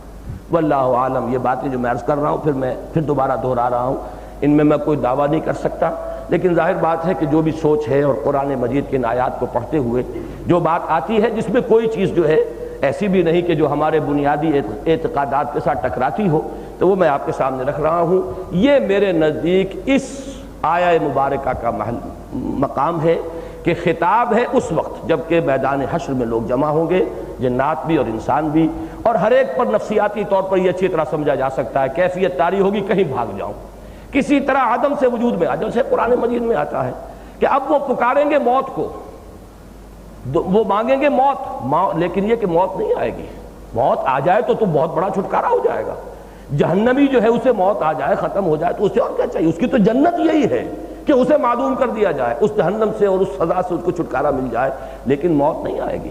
اسی طریقے سے اس میدان حشر میں خواہش یہ ہوگی کسی طرح ہم نکل جائیں، کسی طرح ہم معدوم ہو جائیں، ہم مٹی ہو جائیں، ہمارا وجود نہ رہے، اس کی کیفیت کو اس وقت تعبیر کیا گیا کہ یا معشر الجن والانس ان استطعتم ان تنفذوا من اقطار السماوات والارض۔ اقطار السماوات والارض کے معنی میرے نزدیک یہ کائنات، یہ ایگزسٹنس، یہ یونیورس جس کا کہ انٹیگرل پارٹ ہم خود بھی ہیں، اسی میں سے ہم بھی وجود میں آئے ہیں، ہم اس کا ایک جزو لا ینفک ہیں۔ ہم اس سے اگر نکلنا چاہیں گے تو اس کے معنی کیا ہوں گے؟ وجود سے عدم محض۔ تو یہ بھی ہو سکتا ہے اور ہوگا، ایک وقت آئے گا، لیکن لا تنفذون الا بسلطان۔ جب اللہ چاہے گا تو ہو سکتا ہے کہ ایک بہت بڑے بگ بلیک ہول میں یہ پوری کائنات جو ہے اس کو داخل کر کے اور پردہ عدم کے اندر اس کو چھپا دیا جائے۔ واللہ اعلم۔ فَبِأَيِّ آلَاءِ رَبِّكُمَا تُكَذِّبَانِ۔ اب اس آیت اور بعد کی آیات میں جو کہ اب آ رہی ہیں اہل جہنم کے بارے میں، اس میں اس آلاء ربکما تکذبان کا مفہوم کیا ہوگا؟ ان چیزوں کی پیشگی خبر دینے سے بڑی نعمت اور کوئی نہیں ہے کہ آپ کو یہ بتایا جا رہا ہے یہ مراحل آنے والے ہیں، اس سے بڑا احسان اور کیا ہوگا؟ ایک تو یہ ہے کہ یو آر کاٹ انویئرس، پکڑے گئے بغیر وارننگ کے، بغیر کوئی اطلاع دیے ہوئے۔ ایک یہ ہے کہ پہلے سے اللہ تعالیٰ یہ تمام باتیں کھول کھول کر تمہارے سامنے رکھ رہا ہے. فَبِأَيِّ آلَاءِ رَبِّكُمَا تُكَذِّبَانِ, تو تم اپنے رب کی کن کن نعمتوں کو جھٹلاؤ گے. يُرْسَلُ عَلَيْكُمَا شُوَاظٌ مِّن نَّارٍ وَنُحَاسٌ فَلَا تَنتَصِرَانِ. اس آیت کا تعلق اگر اس دور کی بات ہو تب بھی یہ اس پر منطبق ہوگی, اور اس دور کی بات قیامت کے وقت اس پر بھی منطبق ہوگی کہ اگر کہیں بھاگنے کی کوشش کرو گے بھی تو تم پر شعلے مارے جائیں گے, دے مارے جائیں گے, پھینکے جائیں گے آگ کے شعلے. وَنُحَاسٌ, نحاس پھر وہ لفظ ہے, میں پچھلی مرتبہ بلکہ پہلے ہی درس میں عرض کر چکا تھا کہ اس سورہ مبارکہ میں بھی اور بھی جو صورتیں ہیں اس ابتدائی دور کی کہ جو سورہ ملک سے اب آگے شروع ہوں گی, ان میں لغت کی بڑی مشکلات ہیں, آسان کام نہیں ہے. جیسے جن لوگوں نے عربی پڑھی ہے, مولوی فاضل کیا ہے یا فاضل عربی کیا ہے, وہ جانتے ہیں مقامات حریری جو ہے اس کو پڑھتے ہوئے پسینہ آتا ہے آدمی کو. وہ تو یہ کہ کسی استاذ کے بغیر نہیں پڑھے جا سکتے, اس لیے کہ اس میں لغت ہے, بے تحاشا الفاظ ہیں, نئے نئے الفاظ ہیں جو شاذ اب استعمال بھی نہیں ہوتے. لیکن یہ کہ بہرحال جب آپ کو کوئی کتاب پڑھنی ہوگی تو ان الفاظ کا مفہوم معین کرنا پڑے گا, اس کی بڑی لمبی چوڑی شرحیں لکھی گئی ہیں. اسی طرح ان صورتوں میں مشکل الفاظ ضرور ہیں کہ جن کے بارے میں بہت جگہوں پر آپ دیکھیں گے کہ 2-3 رائے موجود ہیں ہمارے مفسرین کی. اب میں عرض کر چکا ہوں اس سے پہلے کہ نہ میں اپنا یہ مقام سمجھتا ہوں, نہ میں اس کا اہل ہوں کہ میں اس میں کوئی حکم بن کر فیصلہ کروں. وہ اپنی جگہ پر ایک اسپیشلائزیشن کا جو ہے وہ موضوع ہے. تو میں مختلف جو اس کی رائے ہے وہ آپ کے سامنے پیش کر رہا ہوں. جیسے کہ میں نے سلطان کے بارے میں عرض کر دیا, اسی طرح نحاس کے بارے میں 2 ترجمے ہیں جو عام طور پر آپ کو ملیں گے. ایک تو یہ کہ وہ دھواں کہ جس میں حدت تو ہو, حرارت تو ہو, شعلہ نہ ہو, اور شعاذ کے معنی ہے وہ شعلہ جس میں کوئی دھوئیں کی آمیزش نہ ہو. ایک تو یہ مفہوم ہے جو لیا گیا ہے. شعاذ من نار و نحاس دونوں آگ ہی سے متعلق شے ہیں, لیکن ایک شعلہ ہے آگ کی ایک ایسی شکل جس نے شعلے کی شکل اختیار کر لی ہے اور دھواں نام کو نہیں ہے. ایک آگ ہے وہ سلگتی ہوئی آگ جو دھواں ہی دھواں ہے, اگرچہ اس کے اندر بھی وہ آگ کا وصف جو ہے وہ حدت اور حرارت وہ موجود ہے. ایک رائے یہ ہے. دوسری رائے یہ کہ نحاس کے معنی ہے پگھلا ہوا تانبا, اس لیے کہ یہ میٹیورائٹس جو زمین کے اوپر گرتے ہیں شہاب ثاقب, ان کے بارے میں ایک یہ بھی تحقیق ہے جدید کہ یہ پگھلا ہوا تانبا بھی ان یعنی شہاب ثاقب جو گرتے ہیں زمین پر ان کے اندر پایا گیا ہے. تو نحاس کا یہ ترجمہ بھی کیا گیا ہے, لیکن یہ کہ اس سے آیت کے جو اصل مدلول ہے اس کا مفہوم ہے اس میں کوئی فرق واقع نہیں ہوتا. اگر تم نکلنے کی کوشش کرو گے جنات کے بارے میں تو صاف آتا ہے قرآن مجید میں بارہا کہ یہ دور دور تک جاتے ہیں, ملأ اعلیٰ تک پہنچتے ہیں, سانگن لیتے ہیں, فرشتوں کو جو احکام خداوندی جو ان کو کنوے کیے جا چکے ہوتے ہیں, جو ابھی ان دی پروسیس آف انفورسمنٹ ہے, ان کو یہ اونچک لیتے ہیں وہاں سے سانگن لے کر آ کر. جو ان کے لوگ ہوتے ہیں جو یہاں پر کاہن بن کر بیٹھے ہوئے ہیں, جن کا ان کے ساتھ ہے تعلق ہے, جن کے یہ موکل ہیں, ان کو آ کر خبر دیتے ہیں کہ اب یہ ہونے والا ہے, فلاں شخص کے ساتھ یہ ہوگا, فلاں شخص کے ساتھ یہ ہوگا, اور اس سے اپنی دکان چمکاتے ہیں. یہ جو بھی کہانت ہے اور یہ جو پیشن گوئیاں ہیں اور نجیموں کے مسئلے ہیں, یہ در حقیقت یہ ایک سلسلہ ہے. اس کو اچھی طرح سمجھ لیجئے. جیسے کہ کوئی منسٹری آف ڈیفنس سے یا انٹیریئر منسٹری سے کوئی حکم ایشو تو ہو گیا, ابھی وہ ٹائپ ہو رہا ہے, ٹائپسٹ کے علم میں تو آ گیا نا, وہ ٹائپ ہوگا, پھر جائے گا, پھر اس کے بعد وہاں سے ڈسپیچر کے پاس جائے گا, پھر وہ تھرو پراپر چینل پہنچے گا, جس سے متعلق ہے اس تک پہنچتے پہنچتے ہو سکتا ہے ہفتہ لگ جائے. لیکن وہ ٹائپسٹ صاحب وہیں سے فون کر دیں کہ میاں تمہارا تبادلے کا حکم تو ہو گیا. اب یہ کہ اسی مثال پر آپ سمجھ لیجئے کہ اللہ کے احکام جو اس کائنات کے اندر تنفیذ, جن کی تنفیذ ہونی ہے, فرشتوں کے جب حوالے کر دیے جاتے ہیں, اور فرشتے یدبر الامر من السماء الى الارض, اللہ تعالیٰ تدبیر فرماتا ہے امر کی آسمان سے زمین کی طرف. ابھی اس میں جو انٹرم پیریڈ ہے وہی ہے پیریڈ کہ جس میں یہ جنات جو ہے کچھ اس کی خبریں لے اڑتے ہیں, اور وہ اپنے کاہن جو ہے ان کو پہنچا کر اس سے ان کی کہانت کی جو بھی منڈی ہے وہ تیز ہوتی ہے اور ان کا کاروبار چلتا ہے. اور یہ بھی جان لیجئے یہیں سے رویائے صادقہ ہے جو اللہ کے نیک بندوں کو حاصل ہوتی ہے. رویائے صادقہ کیا ہے؟ رویائے صادقہ جس کے بارے میں حضور نے فرمایا کہ وہ 46واں یا 60واں جز ہے نبوت کا, اور یہ فرمایا کہ لم یبق من النبوت الا المبشرات, نبوت میں سے اب صرف یہی خواب, سچے خواب, مبشرات اور رویائے صادقہ باقی رہ گئے. اللہ کے نیک لوگوں کو خواب میں وہ چیزیں جو ہے نظر آ جاتی ہیں جو ہونے والی ہیں, ابھی ان کی تنفیذ ہوگی. عالم مادی میں ظہور ان کا بھی ہوگا 2 دن 4 دن کے بعد، لیکن خواب میں اللہ نے کہ کسی نیک بندے نے وہ چیز دیکھ لی ہے، اس لیے کہ اس کی روح کا عالم ملکوت کے ساتھ ایک تعلق قائم ہے، وہ چاہے اسے شعور نہ ہو، اس کی روح پاکیزہ ہے، اس کی روح میں بالیدگی ہے، اس میں طہارت ہے، تو ملائکہ کے ساتھ اسے ایک انس پیدا ہو چکا ہے، تو ملائکہ کے پاس جو احکام ہے جن کی تفویض ہونی ہے، اس قرب کی وجہ سے وہ سچے خواب انہیں آ جاتے ہیں، انہیں معلوم ہو جاتا ہے کہ یہ کام یوں ہونے والا ہے۔ یہی حضور پر وحی کا آغاز اسی سے ہوا ہے۔ اول ما بدأ بہ النبی صلی اللہ علیہ وسلم، جس چیز سے ابتدا ہوئی ہے حضور کی وحی کی، وہ رؤیا صادقہ تھے۔ فکان لا یرا فی المنام، جو چیز بھی آپ خواب میں دیکھتے تھے وہ ایسے ظاہر ہو جاتی تھی بعد میں کفلق الصبح، جیسے کہ سورج طلوع ہوتا ہے صبح نمودار ہوتی ہے، ایسے ہی وہ واقعات، یعنی واقعات ابھی ظہور میں آئیں گے بعد میں، حضور کو خواب میں وہ نظر آ جاتے تھے۔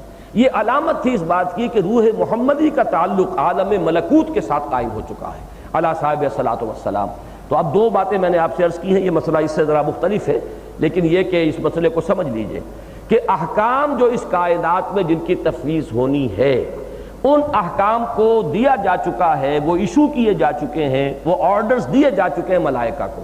اب ملائکہ جو اس کی تنفیذ کرنے والے ہیں، ان ملائکہ سے یا تو اہل اللہ نیک لوگ خواب میں اب ان کی ارواح کا جو رابطہ اور تعلق قائم ہو جاتا ہے ملائکہ سے، اس کے ذریعے سے انہیں علم حاصل ہو جاتا ہے، یہ رؤیا صادقہ ہے۔ یہ نبوت کا 46واں یا 60واں جز ہے جو اب بھی باقی ہے حضور کی صحیح احادیث اور فرامین کے مطابق۔ یا یہ ہے کہ یہ جنات جو ہے کچھ اس میں سے چوری کرتے ہیں، کہیں سے کچھ اچک لیتے ہیں، یسترقون السمع، سرق کہتے ہیں چوری کرنا، یسترقون اچک لے جانا، یہ اچک لے جاتے ہیں کچھ چیزیں ان فرشتوں سے، اور چونکہ وہ نوری ہیں اپنی مادہ تخلیق میں، یہ ناری ہے، ان میں ایک قرب ہے، ان میں ایک جو ہے، ہمارا معاملہ تو یہ کہ ہم کثیف ہیں مادی اعتبار سے، ہماری ارواح لطیف ہے، جن کی ارواح کے اندر وہ لطافت باقی ہے انہیں ملائکہ کے ساتھ قرب ہو جاتا ہے، اور رؤیا صادقہ کے ذریعے سے انہیں وہ خبریں ملتی ہیں۔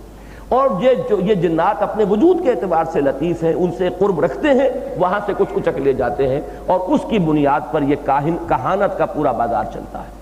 اس کے ضمن میں قرآن میں بارہا آیا ہے کہ جب بھی یہ کوشش کرتے ہیں تو پھر ان کے اوپر شعلے پھینکے جاتے ہیں، ان کو وہاں سے کھدیڑ دیا جاتا ہے، ان کو وہاں سے بھگانے کے لیے یہ شہاب ثاقب بھی ان پر دے مارے جاتے ہیں۔ البتہ جہاں تک انسانوں کا معاملہ ہے، یرسل علیکما شواظ علیکما ہے، انسانوں کے معاملے میں بھی میں یہ سمجھتا ہوں کہ اس آیہ مبارکہ سے ایک بات ثابت ہو رہی ہے کہ ہماری جو یہ اپروچ ہو رہی ہے، اور ہم ان راکٹس کے ذریعے سے اور بہت آگے جا رہے ہیں، شاید کوئی حد ایسی آئے کہ اس کے بعد پھر اس کے اوپر بھی وہی مار پڑے، اور یہ جس طریقے سے کہ پچھلے دنوں حادثہ ہوا ہے، تحلیل ہو کر جو ہے وہ کیا اس کا نام تھا جو جی چیلنجر، جس طریقے سے کہ وہ تحلیل ہو کر رہ گئی ہے فضا کے اندر، کوئی عجب نہیں کہ بعد میں جا کر یہ معاملہ آخر لمٹس ہے، نو مور، کہیں تک تو جا کر جو ہے اس کائنات کے اندر کوئی حد آئے گی، وہاں تک ابھی اللہ تعالیٰ اجازت دے رہا ہے جہاں تک پہنچ جاؤ، لیکن ثابت ہوتا ہے اس آیت سے میرے نزدیک کہ انسانوں پر بھی اس کا اطلاق ہے۔ جنات خود جاتے ہیں بغیر ان تمام میکینیکل ڈیوائسز کے اور ٹیکنالوجی کے جو کمالات ہیں، ہم ان کے ذریعے سے پہنچ رہے ہیں، لیکن اگر ان کے اوپر مار پڑتی ہے اور پڑتی رہی ہے تو گویا کہ اس سے یہ بات معلوم ہوتی ہے، متبادر ہوتی ہے کہ یہ معاملہ انسانوں کے ساتھ بھی کبھی پیش آ سکتا ہے، واللہ عالم، یہ آئندہ کی بات ہے۔ باقی میدان حشر میں ہوگا ہی، کہیں ادھر ادھر کسی نے کھسکنے کی کوشش کی، جہاں وہ میدان ہے جس میں کہ کھڑا کیا گیا ہے، ادھر ادھر بھاگنے کی کوشش کی تو وہاں پہ یرسل علیکما شواظ من نار ونحاس فلا تنتصران، پھر تم مقابلہ نہیں کر سکو گے، بچ کر نہیں نکل سکو گے، تمہارے لیے کوئی امکان اپنے دفاع اور تحفظ کا نہ ہوگا۔ فَبِأَيِّ آلَاءِ رَبِّكُمَا تُكَذِّبَانِ، اب یہاں بھی دیکھیے وہی لفظ اعلیٰ، نعمتیں، یہاں قدرت کا مفہوم لیا جائے تب بھی، لیکن نعمت بھی ہے کہ پہلے سے تمہیں متنبہ کیا جا رہا ہے، تو متنبہ کر دینے سے بڑی نعمت اور کیا ہوگی۔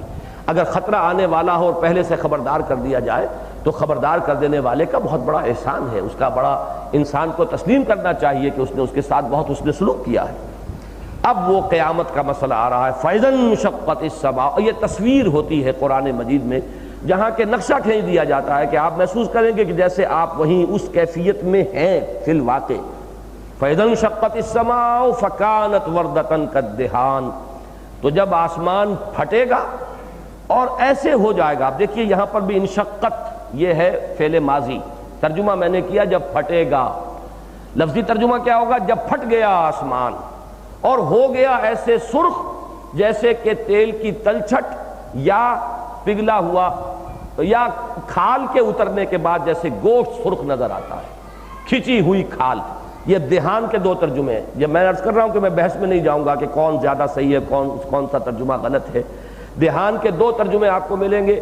یا تو یہ کہ جب تیل کو ابالا جاتا ہے تو جو نیچے تلچھٹ رہ جاتی ہے اور وہ سرخ ہوتی ہے تو وہ تیل کی تلچھٹ کو دہان کہا جاتا ہے. اور یہ قریب ہے زیادہ لفظ کے اعتبار سے. دہن کہتے ہی ہیں کسی چکنائی کو، مداہنت کہتے ہیں چکنا چپڑی باتیں کرنا مداہنت ہے.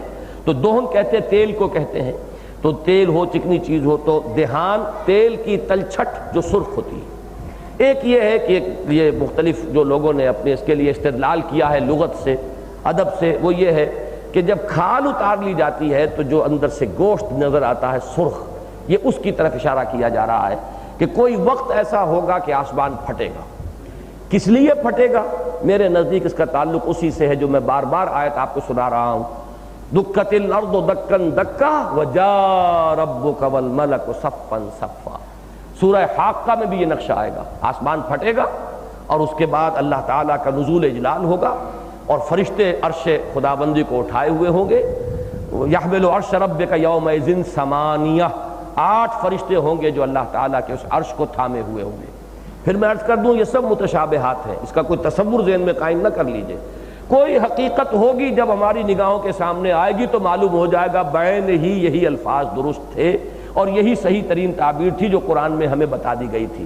لیکن آج ہم ان کا کوئی ایک واضح مکمل نقشہ مادی اعتبار سے اپنے ذہنوں میں نہیں بنا سکتے. لیکن کوئی مرحلہ ہے کہ جس مرحلے پر یہ کیفیت ہوگی کہ آسمان پھٹے گا اور چونکہ اللہ تعالیٰ کی جلالی شان کا ظہور ہوگا تو سرخ نظر آئے گا. وہ سرخ یا تو تیل کی اس تلچھٹ کے معنی یا کھال کھچنے کے بعد جو سرخی نظر آتی ہے.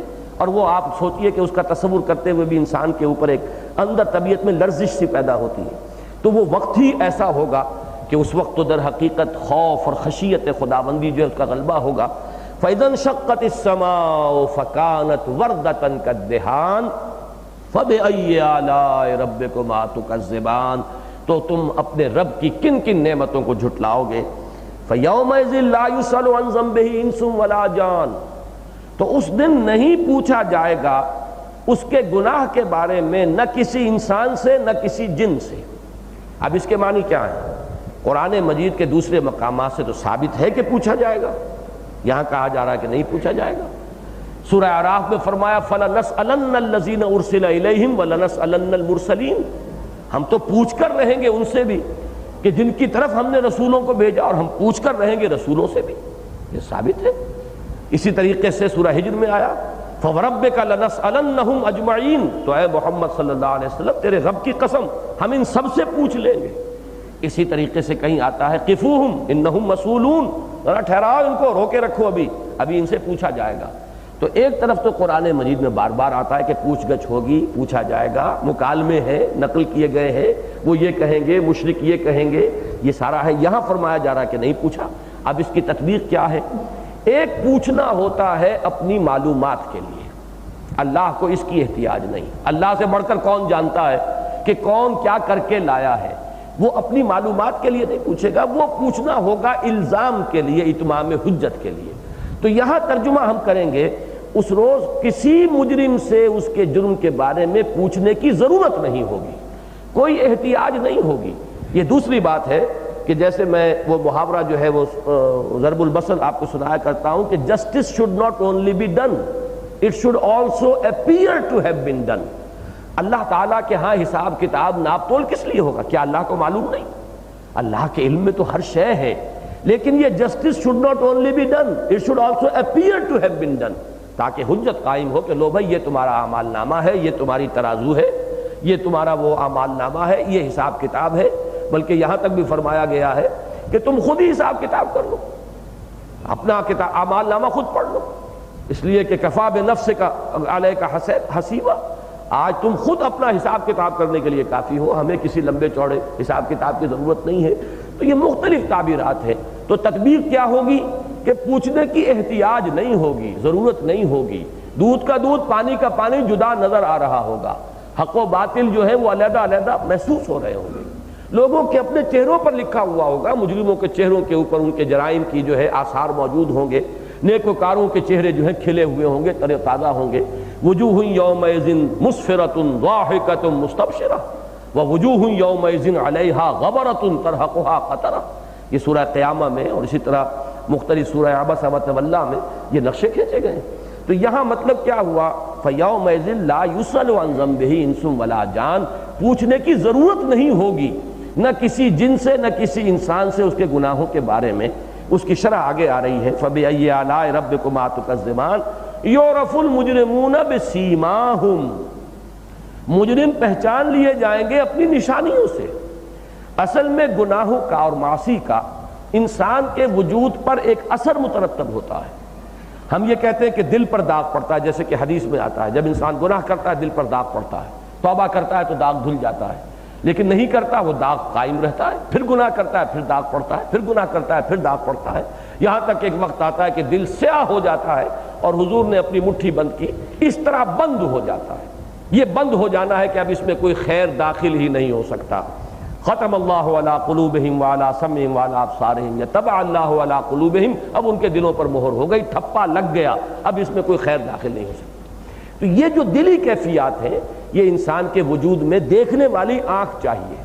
بہت سے اصحاب بصیرت ایسے ہوتے ہیں چہرے کو دیکھ کر اندازہ کر لیتے ہیں۔ حضور صلی اللہ علیہ وسلم کے چہرے کو دیکھ کر لوگ پکار اٹھتے تھے کہ سبحان اللہ ما ھذا بوجہ کذاب، اللہ پاک ہے یہ چہرہ کسی جھوٹے کا ہو ہی نہیں سکتا۔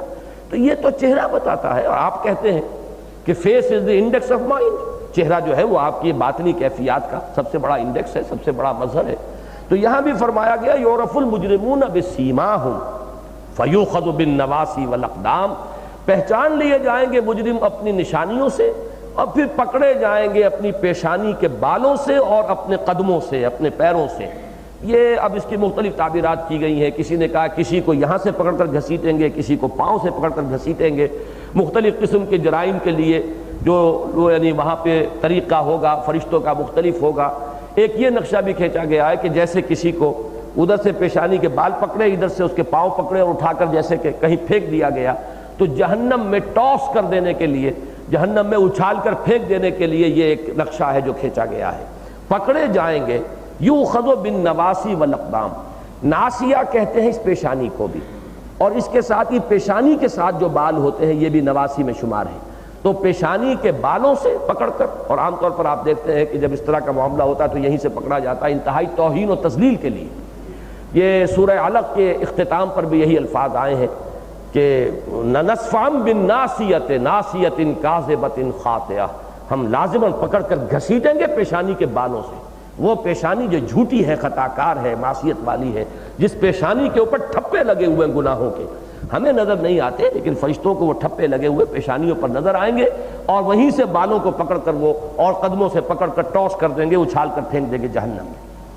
یعرف المجرمون بسیماہم فیؤخذ بالنواصی والاقدام فبأی آلاء ربکما تکذبان۔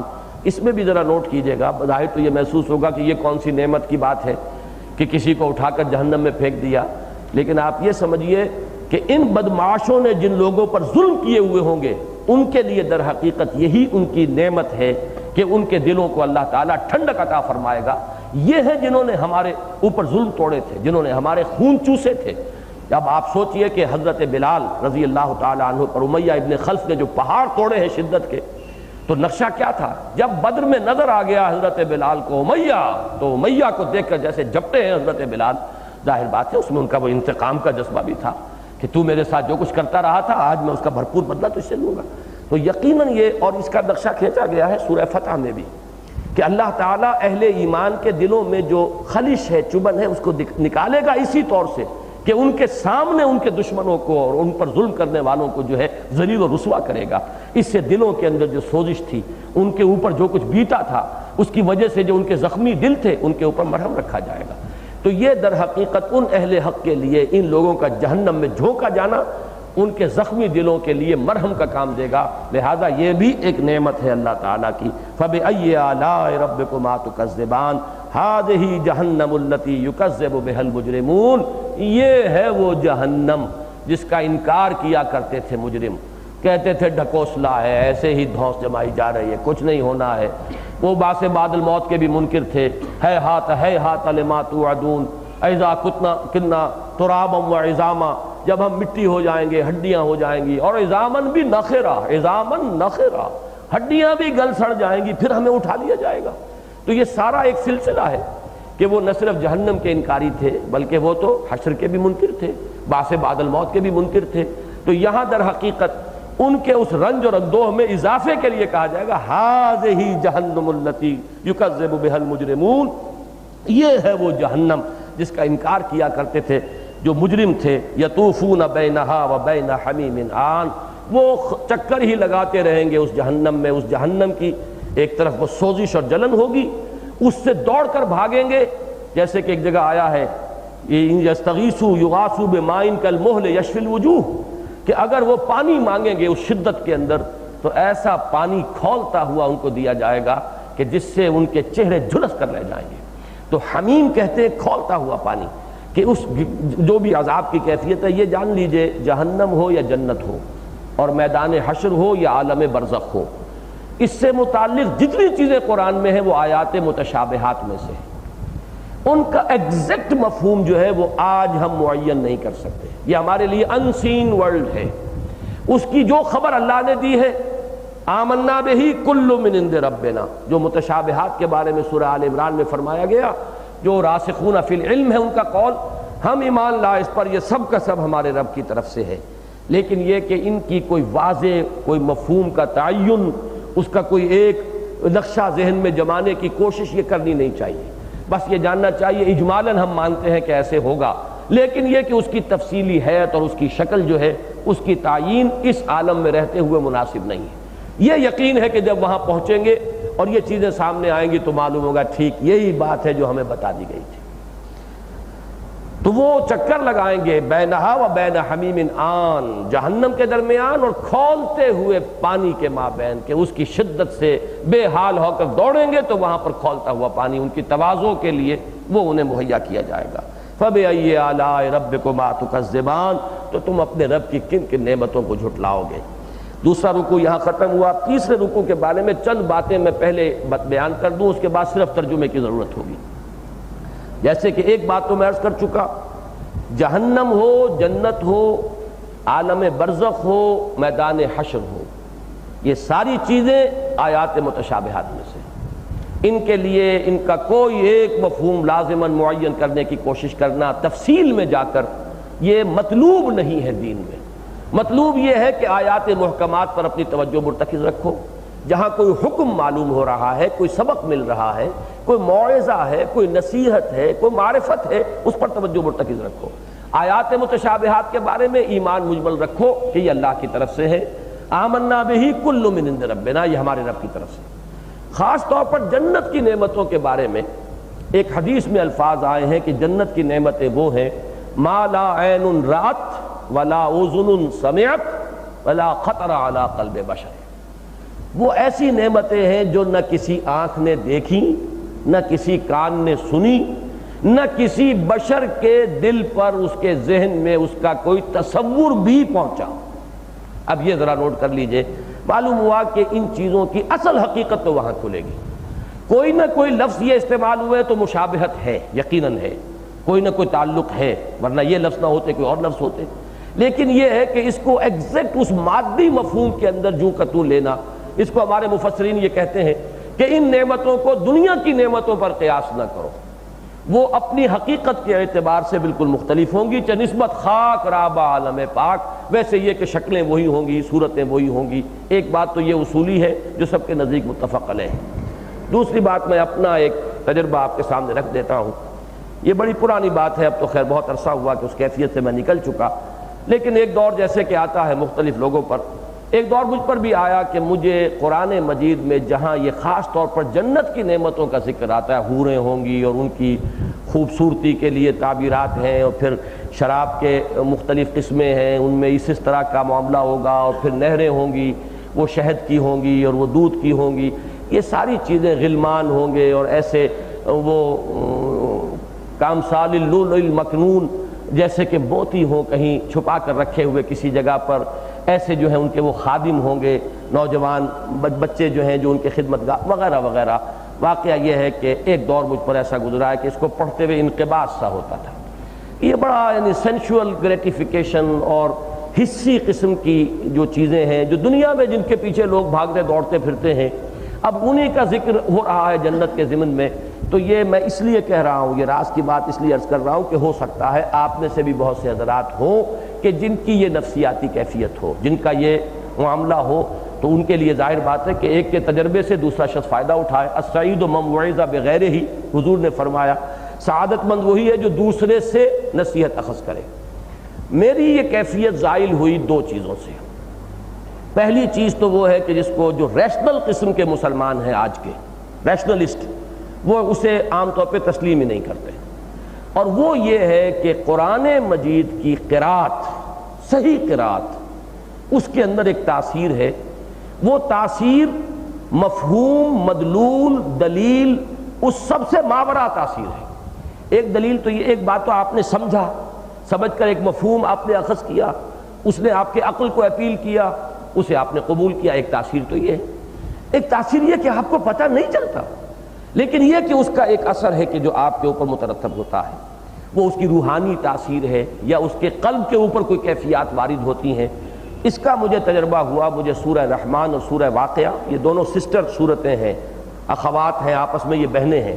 اخوات کا لفظ خود حضور نے استعمال کیا ہے، ہود اور اس کی بہنیں، شیبتنی ہود و اخواتھا، مجھے بوڑھا کر دیا ہے سورہ ہود اور اس کی بہنوں نے، یعنی ہم مضمون صورتیں۔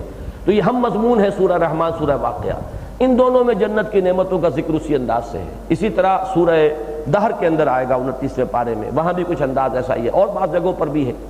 تو اس میں جو جس انداز میں آیا ہے، تو میں اس سے ایک انقباض کی کیفیت، بلکہ لفظ انقباض زیادہ ثقیل ہے، ایک حجاب کسی کیفیت محسوس کرتا تھا، میرے دل کے اوپر ایک پردہ سا تھا۔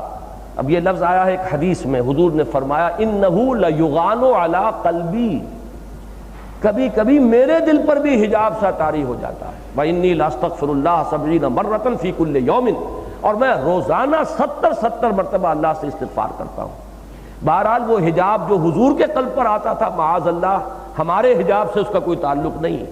یہ قیاس مع الفارق ہے، صرف لفظی مناسبت کی وجہ سے وہ حدیث میں نے آپ کو سنا دی کہ وہ حکمت کا ایک موتی ہے۔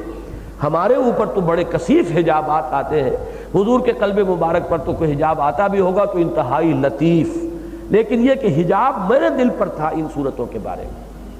سن 62 میں ایک سلسلے میں کراچی منتقل ہو گیا تھا، منٹگومری سے جہاں میں پریکٹس کرتا تھا، اس سے پہلے وہاں پہلی مرتبہ میں نے جا کر قرات کا ریکارڈ سنا ہے۔ محمود خلیل حسری شیخ القراء، مرحوم ہو گئے ہیں وہ، انہوں نے سورہ رحمان کی تلاوت کی تھی۔ ہمارے ملک کا جو تعارف ہوا ہے مصری قرات سے، یہ غالباً سن 59 میں آئے تھے صدر ناصر مرحوم پاکستان کے دورے پر۔ کیا 59 کا میں یہ صحیح کہہ رہا ہوں یا وہ 60 ہے؟ جی آپ سے پوچھ رہا ہوں، 59 ہی ہے۔ اس وقت ان کے ساتھ آئے تھے یہ محمود خلیل حسری شیخ القراء، کراچی تک رہے تھے، کراچی میں کئی محفلیں ہوئی تھی، سورہ شورا اس کا ریکارڈ بھی اسی زمانے کا ہے۔ میرے لیے وہ بھی یعنی ایک بہت بڑی نعمت غیر مترقبہ رہا ہے وہ ریکارڈ ان کی تلاوت کا۔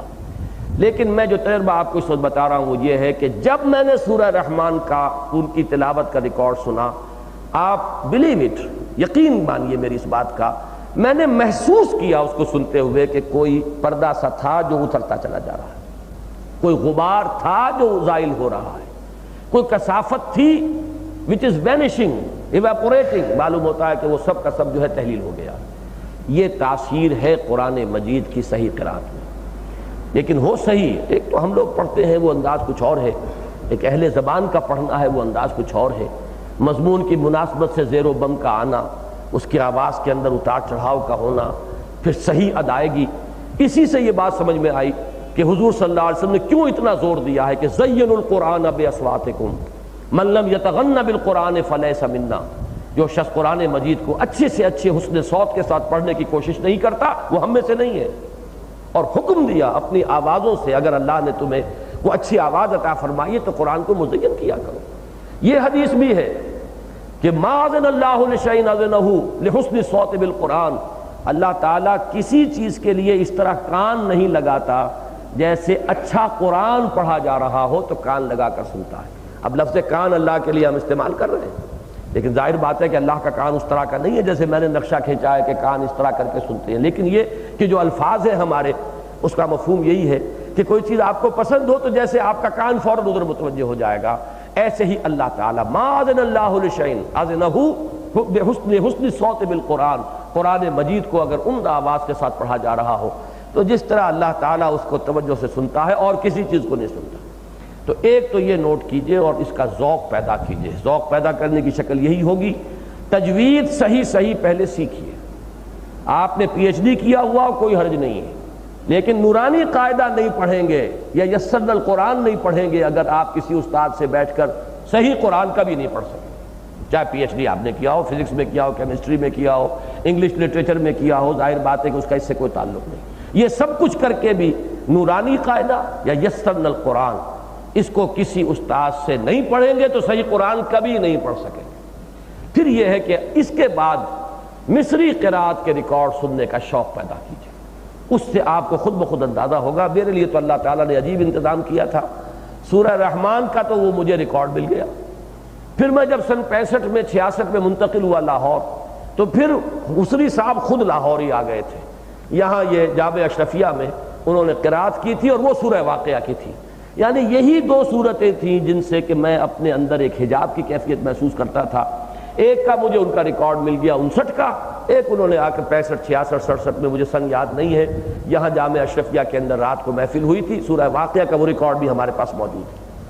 اچھا یہ تو ہوئی بات جو ہے ایک ایسی کہ جس کے لیے دلیل کوئی نہیں، یہ تو ایک غیر مرئی کیفیت ہے، غیر محسوس کیفیت ہے، منطق سے تو کوئی سوال نہیں۔ بعد میں ایک خیال میرے دل میں یہ بھی آیا کہ جو دلیل ہے وہ دلیل کیا ہے؟ شاید یہ دلیل کبھی مجھے نہ سوچتی اگر یہ کیفیت قلب کی پہلے نہ ہو چکی ہوتی۔ یہ جو اندر کی تبدیلی ہوتی ہے یہ پھر انسان کو پھر دلائل بھی بعد میں فراہم ہو جاتے ہیں، جیسے کہ مولانا محمد منظور نعمانی مدظلہ، ان کا ایک قول میں نے اپنی تحریروں میں کئی جگہ نقل کیا ہے، انہوں نے ایک بڑا پیارا جملہ کہا، اصل تبدیلی تو دل کی ہے، دماغ تو کرائے کا وکیل ہے، دلائل فراہم کر دیتا ہے۔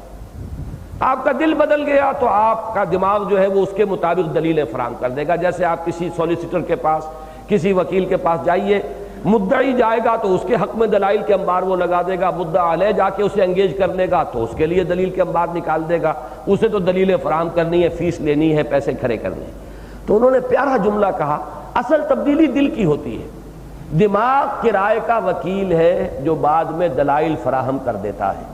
تو میری بھی واقعتاً اس معاملے میں تبدیلی پہلے دل کی ہوئی اور وہ صرف قرات سے ہوئی، البتہ اس کے بعد دلیل یہ سامنے آئی کہ منطقی طور پر بھی یہ بات درست ہے کہ اللہ کا ایک متقی اور مومن بندہ اس دنیا میں اپنی جن خواہشات کی لگام کو کھینچ کر رکھتا ہے اس لیے کہ اللہ کو پسند نہیں۔ ایک تو وہ شخص ہے کہ جس کو قدرت ہی حاصل نہیں، پیسہ ہی نہیں کیش کر سکے، وہ تو بات اور ہے، لیکن یہ کہ وہ اس کا تو غالب کا وہ شعر ذہن میں رکھیے کہ نا کردہ گناہوں کی بھی حسرت کی ملے داد، یا رب یہ اگر کردہ گناہوں کی سزا ہے۔ لیکن آپ تصور کیجئے ایک شخص قادر ہے کسی شے پر، کسی برائی پر، کسی معصیت پر، کسی عیاشی پر، کسی طریقے سے اپنی خواہش نفس کو پورا کرنے پر، پھر نہیں کر رہا، اس نے اپنے نفس کی لگام کو کھینچا ہے، تو اس کا بدلہ ہونا چاہیے کہ وہی خواہشات، وہی اس کے اندر جو ودیعت شدہ تھی، جو اس کے داعیات تھے، ان کی بھرپور تسکین کا اللہ تعالیٰ سامان فراہم کرے۔ اگرچہ یہ سب کچھ ابتدائی دور ہے جنت کا، یہ نزل ہے جنت کا، کیونکہ جنت کے بارے میں یہ دو الفاظ بھی قرآن مجید میں آتے ہیں، نزل، نزل کہتے ہیں کوئی مہمان آپ کے ہاں آیا، آتے ہی آپ نے فوراً ٹھنڈا یا گرم کوئی پیش کیا، اب ضیافت اس کے بعد ہوگی، اب کھانے کا اہتمام ہوگا، تیاری ہوگی، وہ ضیافت ہے۔ نزل نازل ہونا، اترنے والا، نزیل کہتے ہیں مہمان کو، وہ چاہے کسی مرسیڈیز سے اتر کر آپ کے گھر میں داخل ہوا ہو، چاہے پچھلے زمانے میں اونٹ سے یا گھوڑے سے اتر کر داخل ہوا ہو، وہ نازل ہوتا ہے سواری سے، اور اس وقت اس کے لیے نزیل کا لفظ ہے، اترنے والا، آنے والا، نو وارد، اس کے لیے جو اہتمام کیا جاتا ہے ہماری جدید اصطلاح میں ٹھنڈا یا گرم، یہ ہے نزل، اور پھر پورے اہتمام کے ساتھ اس کے لیے جو ہوگا وہ ضیافت ہے۔ یہ ساری چیزیں قرآن مجید میں جو یہ نعمتوں کا ذکر آتا ہے یہ نزلم من غفور الرحیم، یہ سب نزل ہے۔ اصل نعمتیں جنتوں کی پھر جو بعد میں ملنے والی ہیں وہ ہے جو میں نے حدیث آپ کو سنائی، ما لا عین رات ولا اذن سمعت وما خطر علی قلب بشر، جو نہ کسی کان نے کبھی سنی، نہ کسی آنکھ نے کبھی دیکھی، نہ کبھی انسان کے دل کے اوپر ان کا کوئی احساس تک وارد ہوا۔ یہ نزل ہے در حقیقت جس کی اتنی وضاحت قرآن مجید کرتا ہے، اور اس نزل کے ضمن میں یہ بات مجھے ذہن کو بھی اپیل کرتی ہے، چاہے اسے آپ کرائے کا وکیل ہی اس وقت قرار دیں، کیونکہ وہ الفاظ میں نے ابھی آپ کو سنائے ہیں، آپ مجھے اوپر اسے استعمال کرنے کا حق رکھتے ہیں۔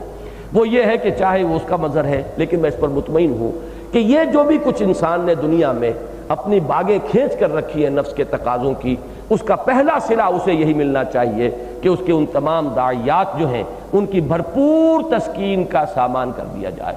پھر ملے گا جو ملے گا، پھر دے گا اللہ جو دے گا، وہ اصل ضیافت ہے۔ اچھا، اس نزل اور ضیافت کے حوالے سے میں حدیث کا ایک واقعہ، سیرت النبی کا پیارا واقعہ وہ سنا دوں آپ کو، اس سے یہ بات اور واضح ہو جائے گی۔ مشہور واقعہ ہے کہ ایک مرتبہ حضور کو کئی وقت کا فاقہ تھا، وہ حالات ایسے ہوئے تو حضور اسی کیفیت میں تھے کہ حضرت ابو بکر آ گئے۔ حضور نے دیکھ لیا کہ ان کے چہرے پر بھی فاقے کے آثار ہیں، اور ویسے بھی حضور صلی اللہ علیہ وسلم آپ کا معاملہ تو یہ ہے کہ ینظر بنور اللہ، آپ سے بڑھ کر کس کی یہ شان ہوگی۔ پھر یہ کہ حضرت عمر آئے، ان کا بھی حال یہی تھا۔ شاید حضور اپنے لیے یہ نہ کرتے، اپنے ان دو ساتھیوں کے لیے آپ نے یہ کیا کہ کہا چلو چلیے، دونوں کو لے کر ایک انصاری کے باغ میں پہنچ گئے۔ انصاری کی تو عید ہو گئی، انہوں نے فوراً جو ہے جیسے ہی حضور اور دونوں یہ آپ کے دوست اور ساتھی آ کے بیٹھے، فوراً انہوں نے کچھ انگور کے خوشے، کچھ کھجوریں، کچھ چیزیں جو ہیں وہ ایک پلیٹ میں لا کے سامنے رکھ دیں۔ یہ ہے نزل، آتے ہی جو چیز پیش کر دی گئی۔ پھر انہوں نے ایک چھری پکڑی جلدی سے، یعنی اب کسی جانور کو ذبح کریں گے، اس کا گوشت تیار کریں گے، اس لیے کہ عرب کی خوراک تو اصل گوشت ہی تھی۔ تو حضور نے فرمایا کہ دیکھنا کسی دودھ والے جانور کو نہ ذبح کرنا۔ بہرحال انہوں نے جلدی سے پھر جانور ذبح کیا، پھر گوشت تیار کیا، گوشت لا کے اب ضیافت ہوئی، وہ سامان رکھا، حضور صلی اللہ علیہ وسلم نے اور دونوں آپ کے ساتھیوں نے کھایا۔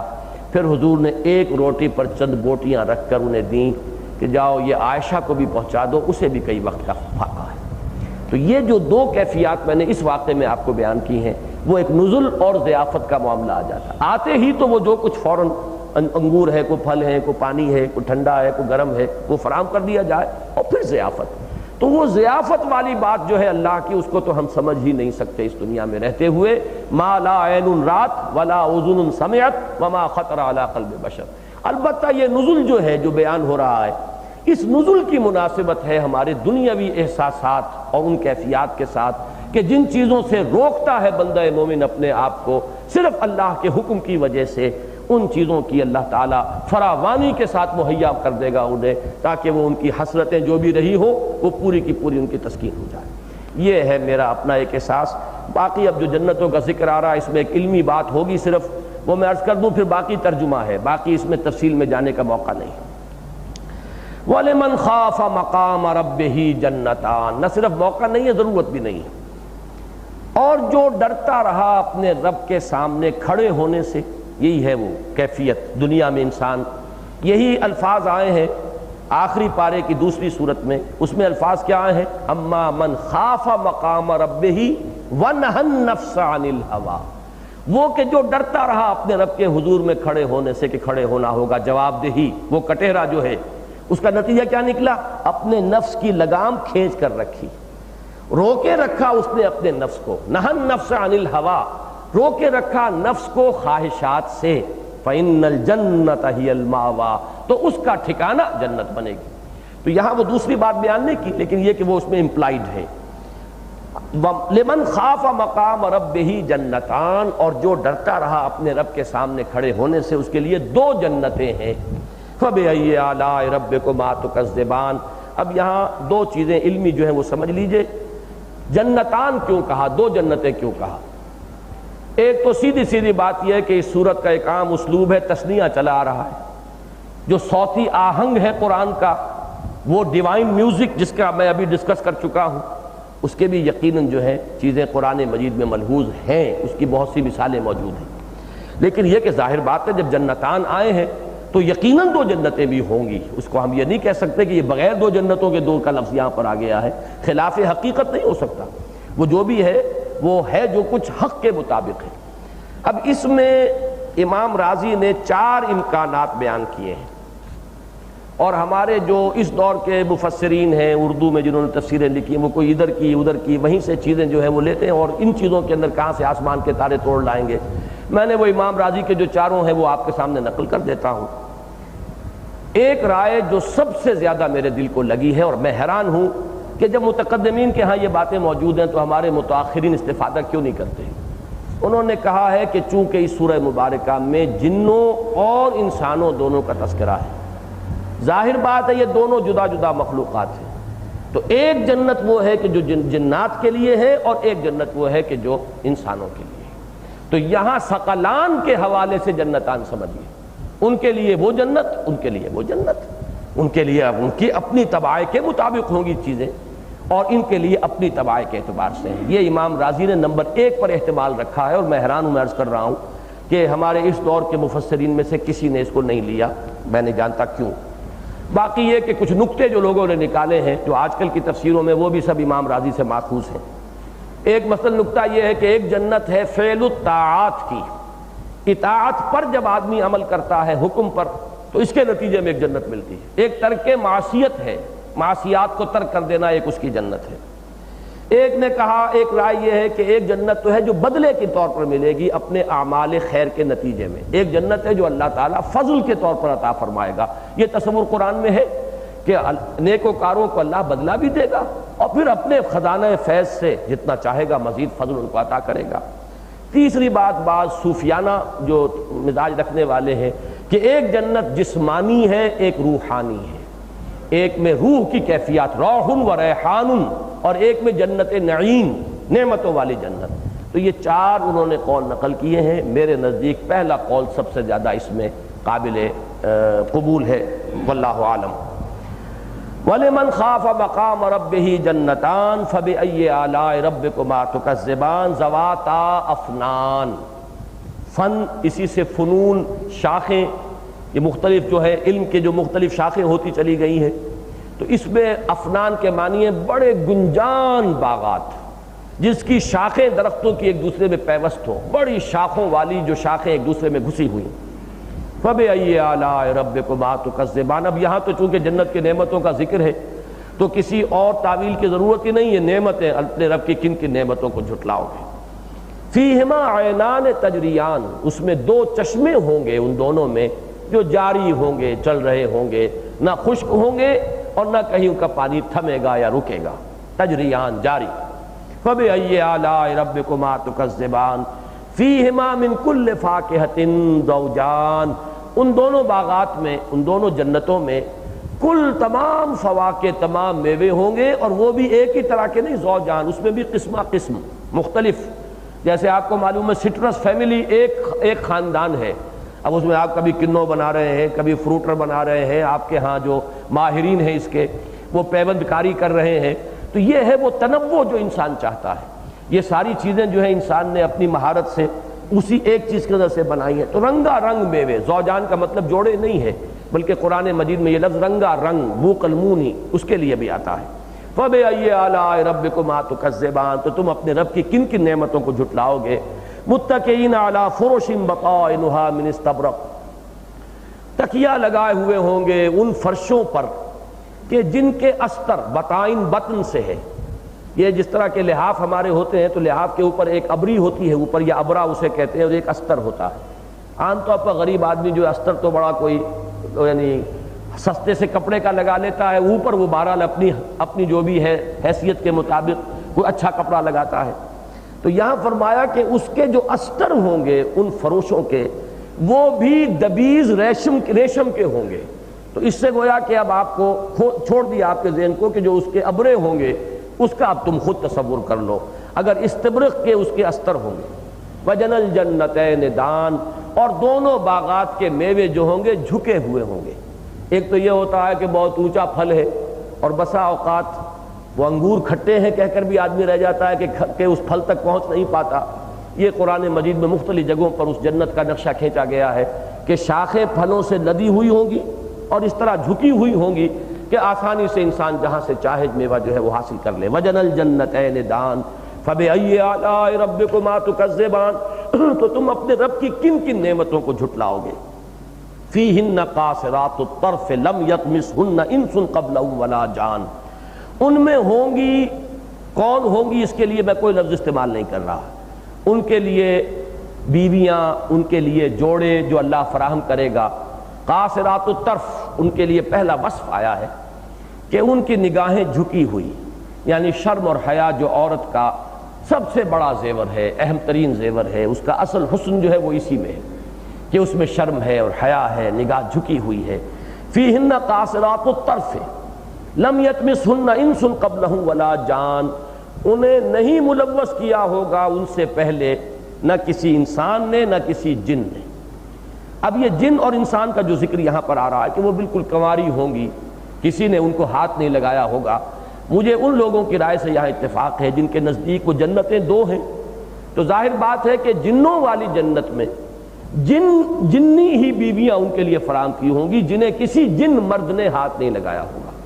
اور انسانوں والی جنت میں وہی انسانی خواتین جو ہیں وہ ان کو بیویوں کے طور پر، رفیقہ حیات کے طور پر وہاں پر عطا فرمائی جائیں گی جن کو کسی انسان نے پہلے چھوا تک نہیں ہوگا. اس طریقے سے یہ تعبیر بھی جو ہے بہت ہی عمدگی کے ساتھ فٹ ہو جاتی ہے. فیہن قاصرات الطرف لم یطمثہن انس قبلہم ولا جان فبأی آلاء ربکما تکذبان کأنہن الیاقوت والمرجان. وہ ایسے ہوں گی جیسے کہ یاقوت ہوں یا مرجان ہوں. وہ ان کے حسن صورت کے لیے، ان کے لیے یہ کہ وہ موتی اور ہیروں کے مانند دمکتی ہوئی نظر آئیں گی. فبأی آلاء ربکما تکذبان. تو تم اپنے رب کی کن کن نعمتوں کو جھٹلاؤ گے. هل جزاء الاحسان الا الاحسان. احسان کا بدلہ سوائے احسان کے اور کیا ہو سکتا ہے. بھلائی کا احسان کے معنی اصل میں سمجھ لیجئے، عام طور پر اردو میں یہ لفظ مستعمل ہے کسی دوسرے پر احسان کرنے کے لیے. میں نے آپ پر احسان کیا، آپ نے مجھ پر احسان کیا. عربی میں یہ آئے گا تو احسن الی آئے گا.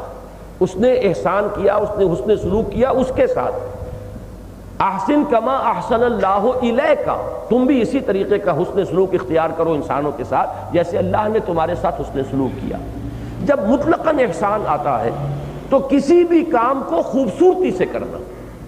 آپ کوئی کام کر رہے ہیں، ایک تو مارے باندھے کو کام کیا جیسے بھی ہوا، آپ نے اس کو جسے کہتے ہیں گھاس کاٹی، رانت کاٹی اس کی، اور بس اپنے آپ کو فارغ کیا کہ میں فارغ. ایک یہ کہ دل لگا کر انتہائی خوبصورتی سے اس میں بہترین حسن پیدا کرنے کی کوشش کی. اپنی ساری صلاحیتوں کو اس پر انڈھیل رہے ہیں کہ جو بھی کروں خوب کروں. جیسے کہ فارسی میں کہا گیا کہ کسب کمال کن کہ عزیز جہاں شوی. انسان جو ہے محنت کرتا ہے، مشقت کرتا ہے. He wants to achieve excellence in whatever he is doing. جو بھی کر رہا ہے، جو بھی اس کا پرسوٹ ہے، اس کے اندر وہ عمدہ سے عمدہ، اعلیٰ سے اعلیٰ ہے. جستجو کہ خوب سے ہے خوب تر کہاں، اس کی کوشش کر. یہ احسان ہے. دین میں بھی ایک مقام ہے، یہ جو حدیث جبرائیل میں آیا ہے، اسلام، ایمان اور احسان، بلند ترین مقام احسان ہے. یہاں در حقیقت تذکرہ اس کا ہو رہا ہے. اور میں بعد میں ابھی عرض کروں گا کہ پہلا درجہ وہ تھا کہ جس کی اصل روح ہے تقوی. یہ بھی بہت اعلیٰ شے ہے، بہت اونچی بات ہے. اللہ کے سامنے کھڑے ہونے سے ڈرنا، اس کی وجہ سے اپنے نفس کی خواہشات کی لگام کو تھام کر رکھنا. اللہ تعالی ہمیں یہ توفیق عطا فرمائے. بہت اونچا مقام ہے. ایک درجہ وہ محسنین کا ہے. واللہ یحب المحسنین. اللہ ان محسنین سے محبت کرتا ہے. وہ احسان کیا ہے؟ جبرائیل نے پوچھا تھا کہ اخبرنی عن الاحسان. حضور بتائیے احسان کیا ہے. کیا فرمایا آپ نے؟ آپ میں سے اکثر نے سنا ہوگا، حدیث جبرائیل ہے. اب وقت زیادہ لگ جائے گا ورنہ اس کو ام السنہ کہا گیا اس حدیث کو. جیسے سورہ فاتحہ ام القرآن ہے پورے قرآن کے لیے، بمنزلہ اساس ہے، جڑ ہے، اسی طرح پورے ذخیرہ حدیث کے لیے ام السنہ کی حیثیت ہے اس حدیث جبرائیل کو. اس میں 3 سوالات ہیں، 3 جواب، 4 سوالات ہیں، ان کے جوابات ہیں. مجھے بتائیے کہ اسلام کیا ہے؟ حضور نے جواب دیا. اس ایمان کیا ہے؟ ڈیفائن کیجئے. حضور نے جواب دیا. پھر تیسرا سوال تھا اخبرنی عن الاحسان. اس کا جواب کیا دیا؟ ان تعبد اللہ کانک تراہ فإن لم تکن تراہ فإنہ یراک. ایک روایت میں لفظ آیا ان تعمل للہ کانک تراہ فإن لم تکن تراہ فإنہ یراک. تم اللہ کی بندگی کرو، اللہ کی عبادت کرو، اللہ کے لیے بھاگ دوڑ کرو، محنت کرو، اس کے دین کے لیے جد و جہد کرو، اس کیفیت کے ساتھ کہ گویا کہ تم اسے دیکھ رہے ہو، اور اگر یہ نہیں تو کم سے کم یہ تو ہے کہ وہ تمہیں دیکھ رہا ہے۔ یہ یقین جب مستحضر رہے گا انسان کو کہ میں اللہ کی نگاہ میں ہوں، اللہ مجھے دیکھ رہا ہے، تو جو کیفیت ہوگی اس کی عبادت کی، طاعت کی، دین کے لیے بھاگ دوڑ کرنے کی، وہ احسان ہے۔ حل جزاء الاحسان الا الاحسان، کیا بدلہ ہو سکتا ہے احسان کا سوائے احسان کے؟ فبأي آلاء ربكما تكذبان، تو تم اپنے رب کی کن کن نعمتوں کو جھٹلاؤ گے؟ ومن دونہما جنتان، یہ ترجمہ کر لیجئے، ایک ہی مسئلہ رہ گیا ہے صرف سمجھانے والا، وہ میں بعد میں آپ کو سمجھا دوں گا، ابھی ترجمہ پورا کر لیجئے۔ اور ان دونوں کے پرے یا ورے یا سوا، دون کے تینوں ترجمے ہوتے ہیں۔ فلاں شے کے بدون یعنی اس کے سوا یا اس کے بغیر، اس کے علاوہ۔ دون ورے کو بھی کہتے ہیں، پرے کو بھی کہتے ہیں۔ دون کسی شے سے کمتر کو بھی کہتے ہیں۔ یہ دون کا لفظ جو ہے استعمال ہوتا ہے، اس کے کا مفہوم کس جگہ پر کیا ہے، یہ ہر شخص جو ہے سیاق کلام کو دیکھ کر معین کرتا ہے، یہ جامع ترین الفاظ میں سے ہے۔ یوں کہیے کہ یہاں پہ میں ترجمہ کروں گا، اور ان دونوں کے علاوہ دو جنت، دو باغات اور بھی ہیں۔ فَبِأَيِّ آلَاءِ رَبِّكُمَا تُكَذِّبَانِ، تو تم اپنے رب کی کن کن نعمتوں کا کفران نعمت کرو گے؟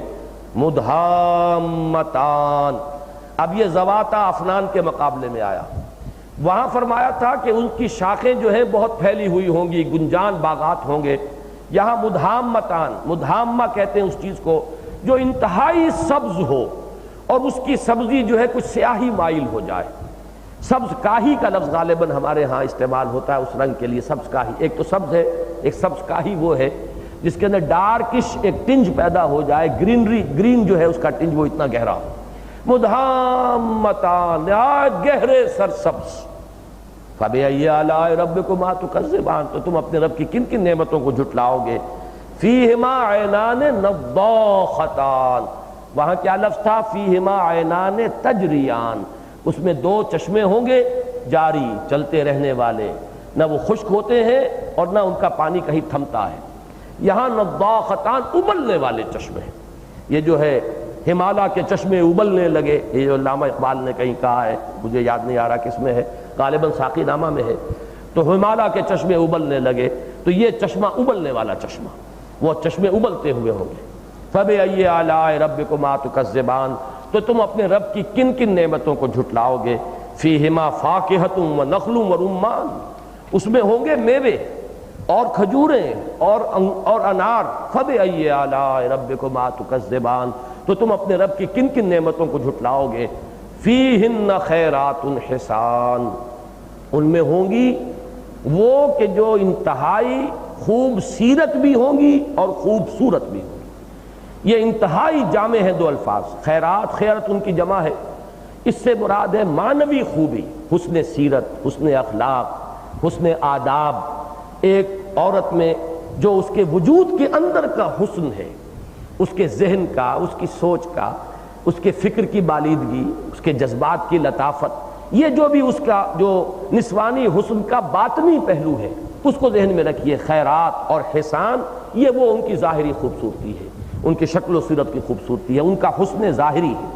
فیہن خیرات حسان فبأی آلاء ربکما تکذبان، تو تم اپنے رب کی کن کن نعمتوں کو جھٹلاؤ گے؟ حور مقصورات فی الخیام، یہاں اب خیرات حسان کی یہ شرح ہے، یہ بدل کے طور پر آیا ہے۔ مبدل منہ کیا ہے؟ خیرات حسان، اور یہاں بدل کیا ہے؟ حور، وہ حوریں ہوں گی۔ حور کا لفظ آتا ہے، اصل میں لفظی معنی ہے اس کے نہایت گوری رنگت والی عورت، حور مقصورات فی الخیام، اور وہ خیموں کے اندر رکی رہنے والی، یعنی وہاں لفظ آیا تھا ان کی نگاہیں جھکی ہوئی ہوں گی، یہاں اس تقابل وہ اپنے خیموں ہی کے اندر رہنے والی، مطلب یہ کہ کہیں باہر جانے والی سوسائٹی گرلز کا تصور ذہن سے نکال دیجئے، اور یہ جو بھی آج کل کا نقشہ ہے اس کی بجائے وہ جو ایک ہمارا تصور ہے، ایک انتہائی یعنی اعلیٰ ترین جو تصور کر سکتا ہے انسان کسی اچھی بیوی کا، اچھی عورت کا، اچھی رفیقہ حیات کا۔ حور مقصورات فی الخیام، لفظ وہی ایک ہے قصر، قاصرات و قصر کے معنی کمی کرنا، نماز قصر ہو جاتی ہے 4 کے بجائے 2 رکعتیں، وہاں تھا قاصرات الطرف، نگاہوں کو جھکا رکھنے والی، کم رکھنے والی، ان کے نگاہوں میں آزادی نہیں ہوتی۔ مجھے الفاظ یاد آ رہے کہ حفیظ جالندری نے جو رقاصہ نام کی نظم لکھی تھی اس میں بھی یہی الفاظ آئے ہیں، تیری نگاہ چالاک ہے، تیری ہنسی بے باک ہے۔ یہ الفاظ جو ہیں رقاصہ نامی نظم، شاید بہت سے حضرات کو یاد ہو، مجھے تو اس کے چند ہی بند یاد رہ گئے، پڑھی میں نے صرف ہے میٹرک کے زمانے میں، اس کے بعد وہ کتاب دیکھی بھی نہیں میں نے، لیکن یہ کہ اس کی عمدہ ترین، حفیظ جالندری مرحوم کی اعلیٰ ترین جو نظمیں ہیں ان میں سے ایک وہ ہے۔ ایک یعنی رقاصہ سے خطاب کرتے انہوں نے کہا تھا، لیکن ٹھہر تو کون ہے وہ نیم مریاں نازنی، کیا مشرقی عورت ہے تو، ہرگز نہیں ہرگز نہیں، تیری ہنسی بے باک ہے، تیری نگاہ چالاک ہے، اف کس قدر دل سوز ہے، تقریر بازاری تیری کتنی ہوس انگیز ہے، یہ سادہ پرکاری تیری۔ یہ وہ رقاصہ سوسائٹی گرل جو ہے اس کے بارے میں۔ اس کے برعکس کیفیت ہے جو ہمارے نظروں کے اندر ہے، جو صحابیات کا نقشہ ہے، جو ازواج مطہرات کا نقشہ ہے رضی اللہ تعالی عنہن، اور اللہ تعالیٰ جن کو بھی امت کے اندر سے خواتین کو ان کے نقش قدم پر چلنے کی توفیق عطا فرماتا ہے۔ تو قاصرات الطرف، اور یہاں ہے مقصورات، خود رکی رہنے والیاں، خود رکی رہنے والیاں ہیں، حور مقصورات فی الخیام، خیموں کے اندر۔ فَبِأَيِّ آلَاءِ رَبِّكُمَا تُكَذِّبَانِ، تو تم اپنے رب کی کن کن نعمتوں کو جھٹلاؤ گے۔ لَمْ يَطْمِثُنَّ إِنسٌ قَبْلَهُمْ وَلَا جَانٌ، نہیں چھوا ہوگا انہیں نہ کسی انسان نے ان سے پہلے نہ کسی جن نے، اس کا مفہوم میں پہلے عرض کر چکا ہوں۔ فَبِأَيِّ آلَاءِ رَبِّكُمَا تُكَذِّبَانِ، تو تم اپنے رب کی کن کن نعمتوں کو جھٹلاؤ گے۔ مُتَّكِئِينَ عَلَىٰ رَفْرَفٍ خُضْرٍ وَعَبْقَرِيٍّ حِسَانٍ، وہی بات، تکیے لگائے ہوئے ہوں گے بڑے سبز رنگ کے قالینوں پر، غالیچوں پر، اور ایسے بچھونوں پر جو انتہائی اعلیٰ ہوں گے۔ عبقری کا لفظ آتا ہے، اصل میں اس کو سمجھ لیجئے کہ یہ پرانی جو دیو مالائی قصے ہوتے تھے ان میں عرب میں جو دیووں کا مسکن اور پرستان جو کہلاتا تھا ان کا صدر مقام دارالحکومت ابقر کہلاتا تھا، تو بڑی نادر شے ہوگی، اس ابقر کے اندر جو شے ہوگی نادر ہوگی۔ اب یہی لفظ چلتا ہے کہ جو بھی نادرہ روزگار کوئی شے ہے، وہ نادر شے ہے، وہ عبقری ہے۔ عبقری انسان وہ کہلاتے ہیں جنہیں انگریزی میں آپ جینیس کہتے ہیں، کہ ایک شخص اتنا ذہین ہے کہ وہ بہت آگے کی دیکھ رہا ہے۔ آب روان کبیر تیرے کنارے کوئی دیکھ رہا ہے کسی اور زمانے کے خواب، یہ عبقری لوگ ہوتے ہیں۔ تو عبقر اصل میں وہاں سے آیا ہے۔ عبقری حسان، نہایت خوبصورت اور عمدہ جو ہے فرش ہوں گے جن کے اوپر وہ تکیے لگائے بیٹھے ہوں گے۔ فَبِأَيِّ آلَاءِ رَبِّكُمَا تُكَذِّبَانِ، تو تم اپنے رب کی کن کن نعمتوں کو جھٹلاؤ گے۔ تبارک اسم ربک ذی الجلال والاکرام، بہت بابرکت ہے تیرے رب کا نام جو بہت ہی جلال والا ہے، عظمت والا ہے اور بہت بابرکت ہے، بہت عزت والا ہے۔ اب جو مسئلہ ایک رہ گیا وہ میں آپ کو بتا دوں، 2 باغ پہلے 2 باغ بعد میں، مسئلہ یہ ہے کہ اس سے مراد کیا ہے، وہ کن کے لیے، یہ کن کے لیے۔ اس پر ایک تو تقریباً اتفاق ہے، تمام مفسرین کا اجماع ہے اس پر، اور وہ سورہ واقعہ کے حوالے سے بھی ہے، اس لیے کہ جوڑا ہے یہ دونوں صورتیں اور ایک دوسرے کے مضامین کے اوپر یقیناً روشنی ڈالتی ہیں۔ وہاں پر آگے چل کر تفصیل آئے گی کہ اہل جنت کے 2 طبقے ہیں، 2 درجے ہیں، ایک مقربون اور ایک اصحاب الیمین، ان کے مقامات مختلف ہیں۔ ایک اللہ کے مقربین بارگاہ، بہت آگے نکل جانے والے، سابقون سابقون، جو آگے سبقت لے جانے والے ہیں نیکیوں میں، بھلائیوں میں، خیرات میں، معرفت میں، وہ بہت آگے نکل گئے، وہ تو مقربین ہیں۔ اور دوسرے وہ ہیں اس سے کمتر درجے کے نیکوکار، متقی، صالح لوگ، اللہ کی اطاعت کرنے والے، معصیت سے مجتنب رہنے والے، حلال پر اکتفا کرنے والے، حرام سے بچنے والے، یہ وہ اصحاب الیمین ہیں۔ ان کے درجے بہت بلند ہیں، ان کا بھی اللہ نے بہت کچھ ان کو دیا ہوگا، لیکن ظاہر بات ہے کہ درجے کا فرق رہے گا۔ ایک حدیث میں بھی آیا ہے کہ 2 جنتیں ہوں گی سونے کی، وہ ہوں گی مقربین کے لیے، اور 2 جنتیں ہوں گی چاندی کی، وہ ہوں گی اصحاب الیمین کے لیے۔ یہ مقربین اور اصحاب الیمین کی تفصیل تو آ جائے گی سورہ واقعہ میں، لیکن یہ کہ اس پر تقریباً اجماع ہے کہ یہاں 2 جنتوں کا ذکر جو ہے وہ ہے مقربین والی، اور 2 جنتوں کا ذکر ہے وہ ہے اصحاب الیمین والی، یہ تو ہوا اجماع۔ اب مسئلہ یہ ہے کہ آیا پہلی مقربین کی ہے یا بعد والی مقربین کی؟ اس میں زیادہ تر تو اس کا رجحان ہے لوگوں کا، وہ یہی ہے کہ پہلی مقربین کی ہیں، بعد والی جو ہے وہ اصحاب الیمین کی ہے۔ لیکن بہرحال میں پھر جسارت کر رہا ہوں جرأت سے، ایک صاحب کے ہاں مجھے قول ملا ہے کہ اس کا برعکس قول بھی متقدمین کے ہاں موجود ہے، یعنی یہ قول بھی موجود ہے کہ آخری دو جنتیں جو بعد میں ذکر آیا ہے سورہ رحمان میں وہ ہیں مقربین کی، اور جو پہلی جنتیں ہیں وہ ہیں اصحاب الیمین کی۔ پھر نوٹ کر لیجئے اچھی طرح مغالطہ، اکثر و بیشتر رائے وہ ہے کہ پہلے ذکر ہے مقربین کا اور بعد میں اصحاب الیمین کا۔ ایک صاحب نے حوالہ دیا ہے کہ دوسرا قول بھی ہے، لیکن مجھے وقت نہیں مل سکا اتنا کہ میں تحقیق کر سکے وہ قول نکال سکوں کہ وہ قول کن کا ہے، لیکن انڈیپینڈنٹلی میرا اپنا خیال وہ ہے جو وہ کہا گیا ہے دوسری بات کہ پہلے جن کا ذکر ہے وہ اصحاب الیمین ہیں اور دوسری جنتیں جو ہیں یہ مقربون کی۔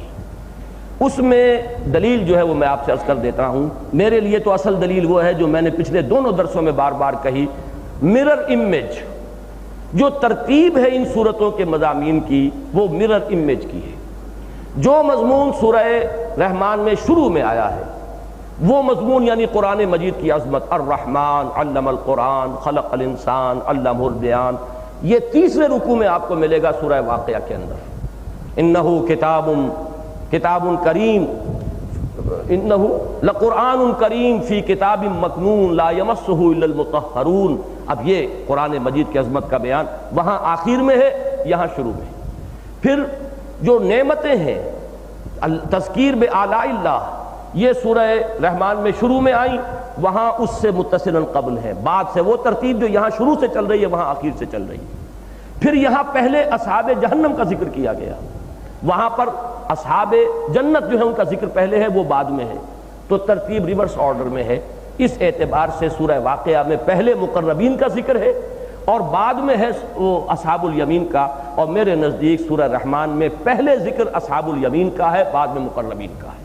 ایک دلیل تو یہ ہے، لفظی طور پر بعض حضرات نے چونکہ حضرت مولانا اشرف علی تھانوی رحمۃ اللہ علیہ نے اس پر کافی دلائل نکالے ہیں الفاظ کے ذریعے سے، ان کی رائے وہی ہے جو سب کی ہے کہ پہلے مقربین کا ذکر ہے بعد میں اصحاب الیمین کا، لیکن میں نے بھی کچھ دلائل نکالے ہیں جو میری اپنی اس رائے کے حق میں ہیں۔ مثلا اس میں سے ایک یہ ہے کہ حور کا لفظ وہاں بھی آیا ہے مقربون کے لیے، حور عین کامثال اللؤلؤ المکنون، یہ مقربین کے ذکر میں آیا ہے۔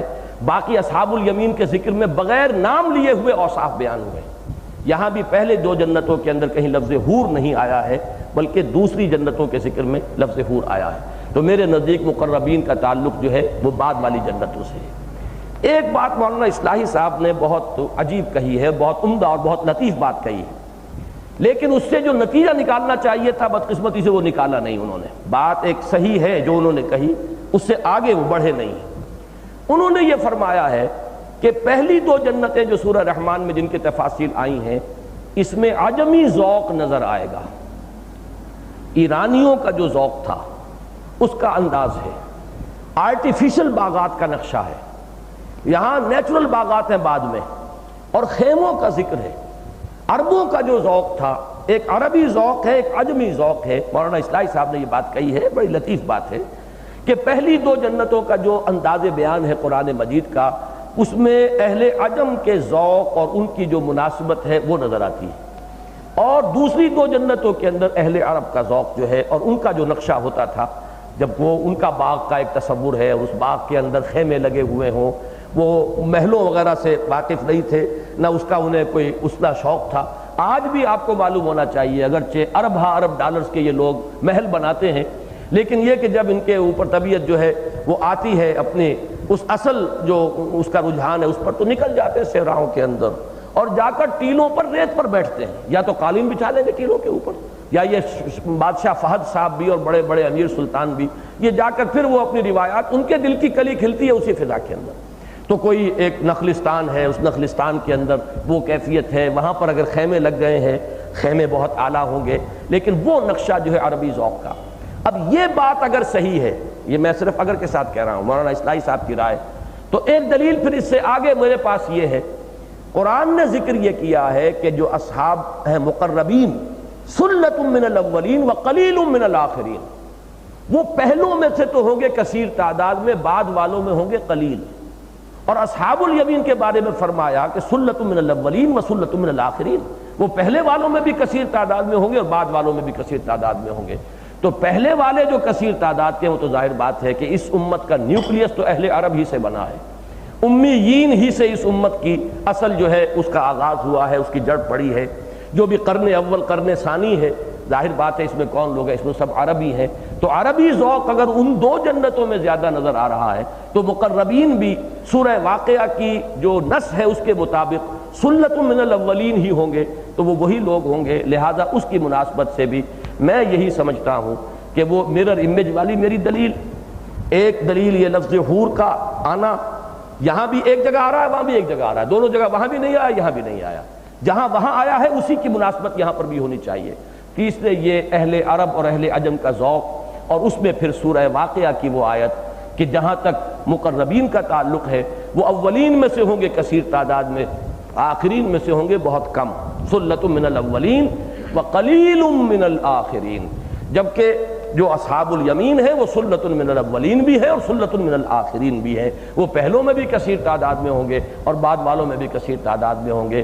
تو پہل اور بعد جو ہے وہ تو ظاہر بات ہے کہ عرب مقدم ہے اور عجم مؤخر ہے، اس اعتبار سے بھی میری رائے یہی ہے، واللہ عالم۔ جیسا کہ میں نے عرض کیا یہ وہ چیزیں نہیں ہیں کہ جس کے اوپر کوئی بہت زیادہ جو بحث کی ضرورت ہو، اس میں بہت کچھ جو ہے انسان کے ذوق اور وجدان کو بھی دخل ہوتا ہے، اور یہ جو رائے اصلاحی صاحب کی ہے جو میں نے آپ کو سنا، یہ بھی وجدانی رائے ہے، ذوق کی بات ہے کہ ایک میں جو ذوق ہے وہ عجم کا ہے اور ایک میں عرب کا ہے۔